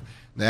Isso, cara, lembro que inclusive um deles chamava Daniel Silveira, tem um canal aí com mais de 100 mil inscritos até hoje, que ele era tão fenômeno, assim, ele virou viral na época, porque ninguém se convertia ao catolicismo naquela época, era antes do Olavo. Então, uma única pessoa que tinha se convertido ao catolicismo, e o cara virou, tipo, um ícone, um deus, assim, pra eles, né? Aí, depois do Olavo, aí virou uma chuva, né? Porque praticamente todos os alunos dele se converteram ao catolicismo, tem um monte, né? Raros são os alunos que permaneceram protestantes. E desde então, isso tem se mantido, essas ondas de conversão, mas é principalmente por causa de questões políticas. Muita gente diz, por exemplo, o próprio Olavo dizia que Lutero, ele era um genocida e Calvino inventou o Estado totalitário. Imagina uma pessoa acreditando nisso e também acreditando que para você ser conservador você tem que ser católico, aí a pessoa, né, já está com o pé no catolicismo. Não? Aí, até o próprio Olavo não era um bom católico, assim, né, do ponto de vista... Se você ele falou que o Francisco era um antipapa e excomungado. Ele tinha chegado a dizer isso, né? Ele xingou o Francisco. Sim. Eu vejo que tem, então, esse movimento ruidoso dos influencers. Você tem que comprar o combo. Conservador, família boa, rico, bem-sucedido, bonito. É todo um combo de mercado, né? Seguidor do fulano no Hotmart, nas redes sociais, e católico. Mas você também tem, aí sim, um movimento de conversão mais genuína, que é de pessoas que eram de famílias católicas, mas não seguiam e agora estão... que não seguem o Olavo, que não são desse combo Hotmart aí, que estão se tornando católicos. Muitas igrejas, paróquias, seminários estão começando a encher em muitas regiões, mas não é de evangélicos se tornando católicos, mas de católicos nominais se tornando católicos mesmo, né? É o que eles... tanto é que o próprio Papa Francisco falava, né? Vocês têm que pregar para conversão de alma. O católico precisa pregar para que as pessoas realmente se convertam na igreja. Então está havendo um movimento, e isso aí já há muitos anos, muitas décadas, desde a renovação carismática, de pregar mesmo a transformação de vida, a conversão, a salvação. E agora eles pegando essas pessoas de famílias católicas que não seguiam religião mais nenhuma e estão se convertendo. E aí tem um movimento assim no Brasil grande, no Nordeste, Minas, um pouco no Sudeste, dessas pessoas voltando a seguir a religião que nominalmente elas eram. Então, nesse sentido, está vendo... São os que estão parados ali e tal, mas estão meio que pegando de volta ali. Então a gente tem esse catolicismo de rede social, de Brasil Paralelo e Olavo, e a gente tem um catolicismo real de crescimento, mas nem se compara com o crescimento evangélico ou pentecostal. E Vale Brasil Paralelo é um grande cavalo de Troia, né? Que muita gente já se converteu ao catolicismo através do Olavo e através do Brasil Paralelo, que aparentemente não tem nada de antiprotestante, né? Uma coisa tudo no vídeo. Aí você vai ver os documentários deles, eles vão sempre tratar a reforma como sendo uma coisa revolucionária no pior sentido do termo, né? Vão exaltar ao máximo o catolicismo, a tradição, a cultura católica, os países católicos, né? Principalmente os ibéricos, Espanha, Portugal, né? Vão falar horrores de países protestantes. Aí isso quando não atacam diretamente o protestantismo, como já fizeram. E sem falar de que eles convidam lá, né? O tempo inteiro tá lá o ex-pastor lá, Gerardo Faria lá, dando entrevista, o Frei, Gilson, enfim, todos os católicos, o padre Paulo Ricardo, todos eles sempre convidam lá, mas protestante rarissimamente você vai ver, e quando vê, nunca para falar do protestantismo, né? É sempre para falar de outros assuntos, no máximo, né? Então... Brasil Paralelo, a gente pode dizer que a Brasil Paralelo é o maior inimigo da igreja evangélica hoje. Sim. Então, se você é evangélico e assina Brasil Paralelo e acompanha, você está financiando uma guerra contra você mesmo. Por mais que você ache que eles são de direita, que eles são uma alternativa à esquerda, você tem que entender que é uma alternativa à esquerda, sim, mas de anti-protestantismo, anti-igreja evangélica. Então você está atacando você mesmo. É como se você estivesse financiando um país que está atacando o Brasil em guerra, sendo você brasileiro. Eles já pensam como católicos culturalmente, por causa da Brasil Paralelo, ela coloca a cultura católica na cabeça das pessoas, e aí ela já pensa como católica, e para ela se tornar católica de fato, basta 1 ou 2 videozinhos do padre Paulo Ricardo, nossa, como ele fala manso, bonito, nossa, que legal, aí já se converte. Mas por quê? Porque ela já foi preparada previamente para isso, né? Ela já vê a igreja católica com bons olhos, ela já acha que a cultura católica é certa, que a igreja construiu a civilização ocidental, né? Que tudo lá é perfeito, maravilhoso, que o protestantismo foi uma coisa terrível, que acabou com a Idade Média, acabou com os valores da sociedade. E também tem a ideia de que o protestante é burro, é sempre uma pessoa que não tem instrução nenhuma. Também, isso é algo que eu também tratei no meu vídeo mais recente, que se você for ver, a grande maioria dos cristãos que ganharam o prêmio Nobel, tipo 82% eram protestantes. Né? Tem menos católicos que ganharam o prêmio Nobel do que judeus, sendo que judeus só tem 0,2% na sociedade. A grande maioria dos grandes inventores e dos cientistas eram protestantes também. Os que não eram protestantes eram ateus, agnósticos, enfim. Né? Você vai ver o índice de DH, assim como o PIB per capita, a grande maioria dos países ali que estão em primeiro lugar são todos protestantes. Eu fiz, inclusive, até o oitavo, do primeiro até o oitavo, são todos países de tradição protestante. Aí depois tem Hong Kong, que nem é católico. Aí você vai ver Polônia, 40º lugar, Portugal, tá lá, 60 e poucos, Brasil, 84, aí você vai ver, tem outros países católicos, tipo Bolívia e tudo mais, 100 e cacetada, enfim, sendo que o pior país protestante DH é os Estados Unidos, 17º. Aí você vai falar que os protestantes que são burros, sendo que a gente construiu os melhores países, as melhores civilizações que tem, são justamente os protestantes que construíram tudo, né? Eles pegaram da gente, toda a tecnologia, a ciência, tudo eles pegaram da gente e ainda falam que a gente que é burro, né? Que eles e que cunharam, inclusive, o lema, né? De que católico ignorante, futuro protestante, que bons protestantes se tornam católicos, maus católicos se tornam protestantes, né? Todo um tanto de vaidade, de orgulho, de prepotência, que simplesmente não corresponde à realidade em absoluto. Os países protestantes também têm o menor índice de analfabetismo do mundo. Já tem várias pesquisas que provaram, aqui no Brasil mesmo, que os evangélicos são os que mais leem de toda a sociedade. Mais que ateu, mais que católico, mais que todo mundo. E os livros mais vendidos são evangélicos. Exato. Livros de verdade, não livro de colorir. Sim. Bom, eu falei que ia atender o ouvinte, não coloquei nenhum, eu estava com os dedos cruzados o tempo todo. Mas agora vamos colocar o ouvinte ao vivo. Solta aí, Varão, a pergunta do ouvinte, vai. A paz do Senhor Jesus, aqui é o pastor Roberto Gueiros. Não dá para ouvir não. Peraí, volta de novo, aumenta o volume de verdade dessa vez. Aqui é o pastor Roberto Gueiros, pastor aqui de Mogi das Cruzes, Assembleia de Deus de Madureira. Eu quero comentar os participantes de hoje na pessoa do pastor César Cavalcante e dizer que o programa está excelente.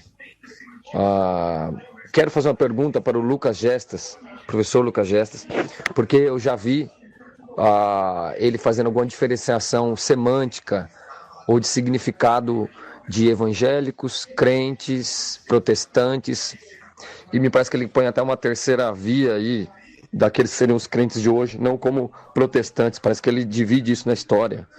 Não é? Eu queria saber isso dele, como que ele enxerga isso e como que ele dividiria semanticamente os crentes de hoje, né? Se é que é possível, diante de todas as correntes que nós temos.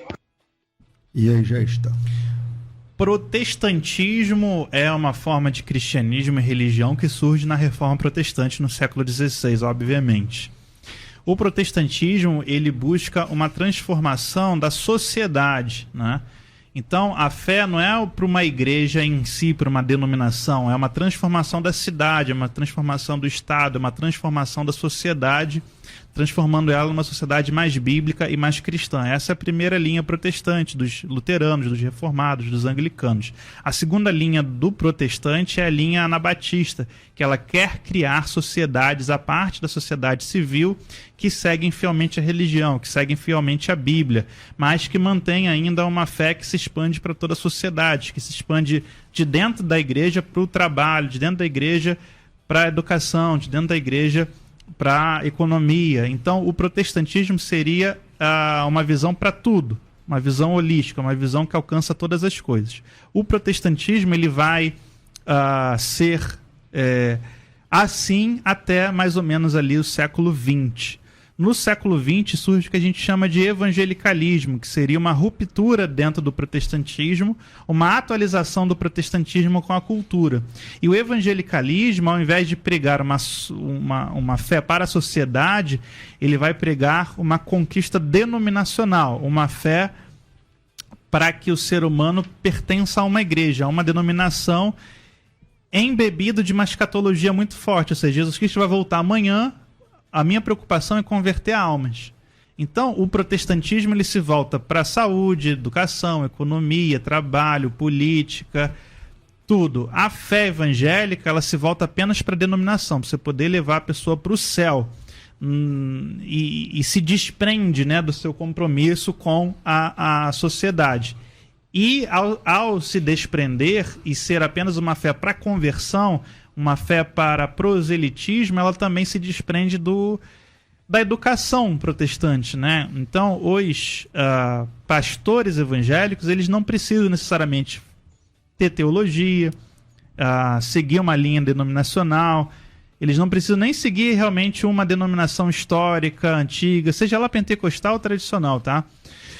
O pastor evangélico, ele pode fundar a igreja, ele funda a própria denominação, no próprio nome, no próprio CPF, da própria família dele. O pastor evangélico, ele não se preocupa com liturgia, quanto menos liturgia, melhor. Se a igreja puder tocar rock, reggae, eu estou falando sem aqui falar mal ou bem, só estou dando uma descrição. Então a fé evangélica, ela destrói no sentido a fé para a sociedade, ela destrói não, ela abandona a formação teológica, a necessidade de capacitação intelectual, porque ela diz que isso é perda de tempo, ela abandona a eclesiologia protestante, ou seja, você precisa estar numa denominação, seguindo uma liturgia, fazendo um credo, uma confissão de fé, uma doutrina, e ela abandona a liturgia para se atualizar com o mundo, ou seja, o que o mundo está ouvindo? Elvis Presley. Então vamos pegar os hinos e vamos transformar em rock and roll. O que o mundo está fazendo? Show! Então tira a liturgia, tira a mesa do memorial, tira o altar e bota palco.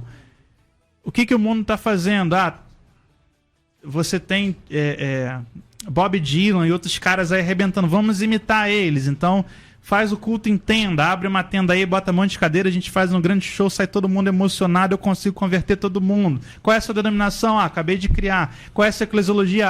Eu sou o pastor da igreja, ou seja, eu sou o dono. Qual é essa doutrina? A doutrina não é importante é ir para o céu.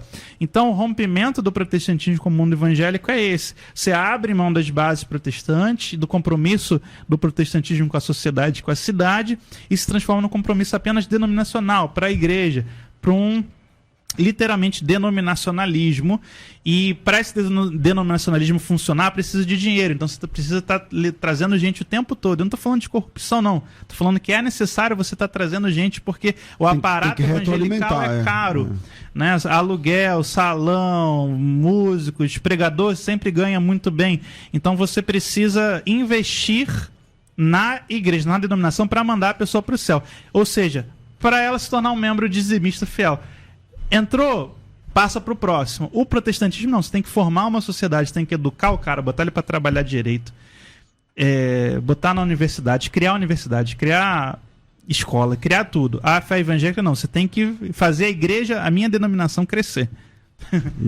Tá? E aí da fé evangélica a gente tem uma ruptura que a gente chama hoje de neopentecostalismo, que a gente pode chamar de pós-pentecostalismo, né? Que aí já é um sincretismo da fé pentecostal com as religiões indígenas, xamânicas, em geral. No Brasil, indígena africana. Nos Estados Unidos, indígena haitiana. Na África, as religiões tradicionais politeístas. Então, o pós-pentecostalismo, né, já seria uma terceira coisa, que já é quase que um abandono do próprio cristianismo. Já não é mais protestantismo mesmo, e é quase que um abandono do cristianismo, porque é o sincretismo da fé evangélica com outras religiões. Olhando aqui o relógio, meu Deus, como a hora voa. Então, coloca mais um aí pra gente responder. Vai. Olá, pastor César. A paz do Senhor. Peraí, não dá tempo pra ouvir nada. Tem que voltar de novo, igual da outra vez. Vamos lá, vamos tentar. Olá, pastor César. A paz do Senhor. Bom dia a todos aí da mesa também. Gostaria de saber se poderia ser tratado aí nesta conversa sobre a história e o entendimento da Igreja Católica de ser a única igreja verdadeira e de que o Papa é sucessor de Pedro, e que eles tratassem qual foi o século que passou a ter esse entendimento de que precisaria ter um bispo universal, e esse bispo era da Igreja Romana.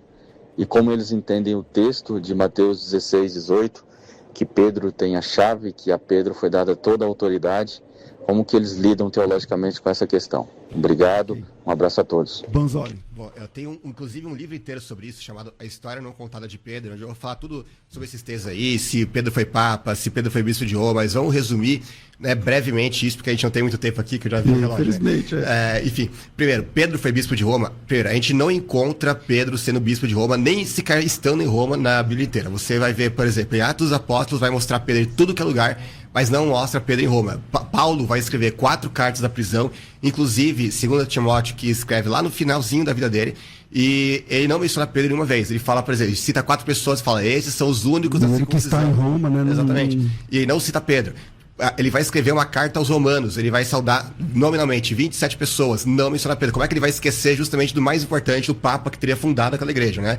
É meio absurdo pensar assim. Ou seja, você não encontra Pedro. A tradição cristã mais antiga vai falar que Pedro morreu em Roma, mas porque ele chegou, Orígenes, por exemplo, vai falar que Pedro pegou no Porto, na Bitínia, na Galácia, etc e tal, e no fim da vida ele vai lá para Roma, onde ele vai ser martirizado. Ou seja, a tradição vai falar que Pedro morreu em Roma, não que ele fundou aquela igreja, não no sentido de, eu pregou lá durante muito tempo, foi bispo daquela igreja. Não, ele chegou lá no final da vida e ele foi martirizado. Paulo também é martirizado em Roma, ele nunca foi bispo de Roma, né? Ele nunca foi papa também.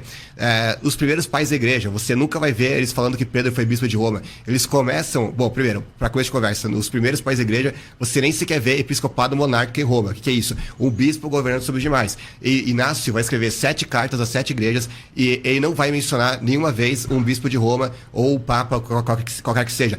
Todas as cartas dele que ele escreve às outras igrejas, ele vai mencionar várias e várias vezes o bispo local daquela igreja, né? Submetam-se ao bispo, falando do bispo local, aos presbíteros e aos diáconos. Na carta à igreja de Roma, ele nem menciona nenhuma vez o bispo. Por quê? Porque justamente em Roma, isso vai ter vários historiadores que vão reconhecer, não historiadores católicos, teólogos católicos, inclusive com o imprimatur e tudo, que eles vão reconhecer que não existia episcopado monarca em Roma nessa época. O Pastor de Hermas, ele é um documento que ele vai falar que os presbíteros que governavam a igreja de Roma. Não havia ainda um um bispo único em Roma nessa época. Agora, mais tarde, na época de Irineu em diante, é que eles vão, de uma forma um tanto quanto errônea, né? Eles vão interpretar que aqueles presbíteros que haviam em Roma, como por exemplo Clemente, Lino, eram bispos. Aí vai surgir listas, mas listas que começavam com Lino e não com Pedro. Inclusive, essas listas vão entrar em divergência umas com as outras, que todos os pais da igreja que citam listas de bispos de Roma vão citar listas que são diferentes um dos outros, né?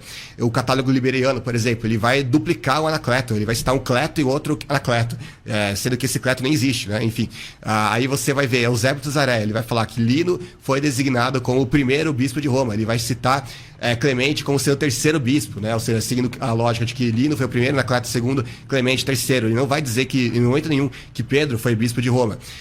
Que mais? Aí você vai ter vários outros documentos que vão mostrar isso. Mateus 16, ele perguntou também quando que vai surgir isso. Gregório Magno, escrevendo lá no 7º século, ele vai falar que qualquer um que tiver a pretensão de dizer que é um Papa universal, ou seja, um bispo de bispos, é, em sua arrogância, o precursor do anticristo, ele vai dizer. Né? Ou seja, o título que os papas ostentam hoje para si mesmo, que é o título oficial dos papas, ele dizia que quem que usar esse termo é o anticristo. Né?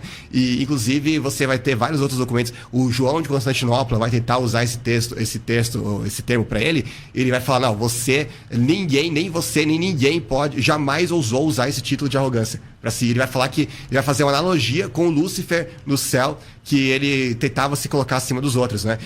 Cipriano, ele vai fazer o Concílio de Cartago de 256 depois de Cristo. Ele vai falar, qualquer um que ousasse se colocar como bispo de bispos ele vai condenar qualquer um que se dissesse bispo de bispos. E inclusive ele vai fazer esse concílio em resposta ao Estevão, que é o bispo de Roma, e estava querendo forçar Cipriano e as igrejas no norte da África, ali em Cartago, a se submeter à questão do batismo, do rebatismo dos hereges, né? Ele vai falar que nenhum de nós se diz bispo de bispos, ou em seu orgulho tirânico força a submissão de outro, porque todos nós temos igualdade de poder e todos nós aguardamos a vinda daquele que pode nos julgar, que é o Senhor Jesus Cristo. Ou seja, eles diziam que só existe um bispo de bispos, que é o Senhor Jesus, e abaixo dele está todos os outros bispos da igreja, que são bispos locais. Para terminar, para não ficar muito longo, Concílio de Nicéia, Cano 6, vai falar que assim como o bispo de Antioquia, o bispo de Alexandria, o bispo de Roma tem uma jurisdição limitada ao seu próprio território de Roma, e não que ele tenha uma jurisdição universal, que é bispo de bispos e manda sobre todos os bispos. Mateus 16, 18, eu fiz há poucas semanas atrás uma live no meu canal de 4 horas de duração só sobre esse texto, que a gente vai ver que não está sequer falando que Pedro era a pedra fundamental da igreja. A pedra ali é a própria confissão que Pedro professa em Jesus, e a esmagadora maioria dos pais da igreja interpretaram dessa forma. Agostinho escreve um livro chamado Retratações, onde ele vai se retratar da antiga posição que ele achava que era Pedro. Ele fala, não, a pedra é Jesus. Ele vai mostrar todas as razões porque ele entende que a pedra é Jesus, né? E, inclusive, mesmo se a pedra fosse Pedro, não significaria que o bispo de Roma é o sucessor de Pedro e tal, e que ele tem autoridade sobre a igreja, porque, de acordo com a tradição cristã, o primeiro bispo de Antioquia teria sido Pedro, e os sucessores de Pedro, os bispos de Antioquia são sucessores de Pedro, só que a igreja de Antioquia nem mesmo é sujeita a Roma, não é a igreja romana, né? Tá na jurisdição das igrejas orientais, né? A igreja ortodoxa. Então você tem inúmeros problemas, só que assim, é muito difícil resumir tudo isso em poucos minutos, né? Mas todos esses argumentos católicos usam são extremamente problemáticos, porque todos eles têm inúmeras fraquezas que a gente explana muito mais nos nossos artigos, livros e debates, né? Maravilha. Infelizmente, nosso tempo é curto. Eu quero agradecer aos Lucas, que hoje vieram aqui em dose dupla, 2 Lucas, professores de peso na área da história da igreja. Gesta, muito bom te receber aqui, cara, muito bom mesmo, espero Obrigado. Que seja o primeiro de várias outras. Obrigado. Quem quiser acompanhar, professor Lucas Gesta aí nas redes sociais. Eu tenho a Netflix da História da Igreja, que é a maior plataforma aí de curso de História da Igreja online, AD 100%, quem quiser acha lá no meu Instagram, e também tem a pós-graduação História do Cristianismo e do Pensamento Cristão, reconhecida pelo MEC, é EAD também, 100% EAD, já é uma pós-graduação antiga, já temos 5 anos aí ou mais de pós. Quem quiser também cursar uma pós-graduação reconhecida, procura lá no meu Instagram que você encontra, Professor Lucas Gesta, YouTube, Instagram, agora recentemente TikTok. Você tá no TikTok lá? Eu tô jogando vídeo lá. Presente eu não, usando eu não tô, mas eu tô jogando vídeo. Mas assim, Instagram pra quiser falar comigo. Mas a resposta no TikTok é gigante, né, mano? Muita gente acompanha. Né? Só legal. Que é terrível lá. Vamos lá. Sua preferência é o Instagram, ou então?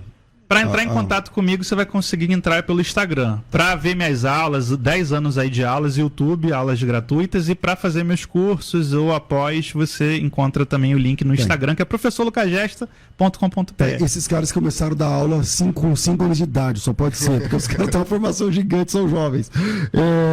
Bonzoli, bem-vindo sempre aqui, você que pegou o busão para vir para cá, tal, o avião, sei lá, para chegar aqui. Muito bom te receber. Obrigado, e que seja a primeira de várias outras também. Eu queria só divulgar um curso que eu não divulguei isso nem no meu canal ainda.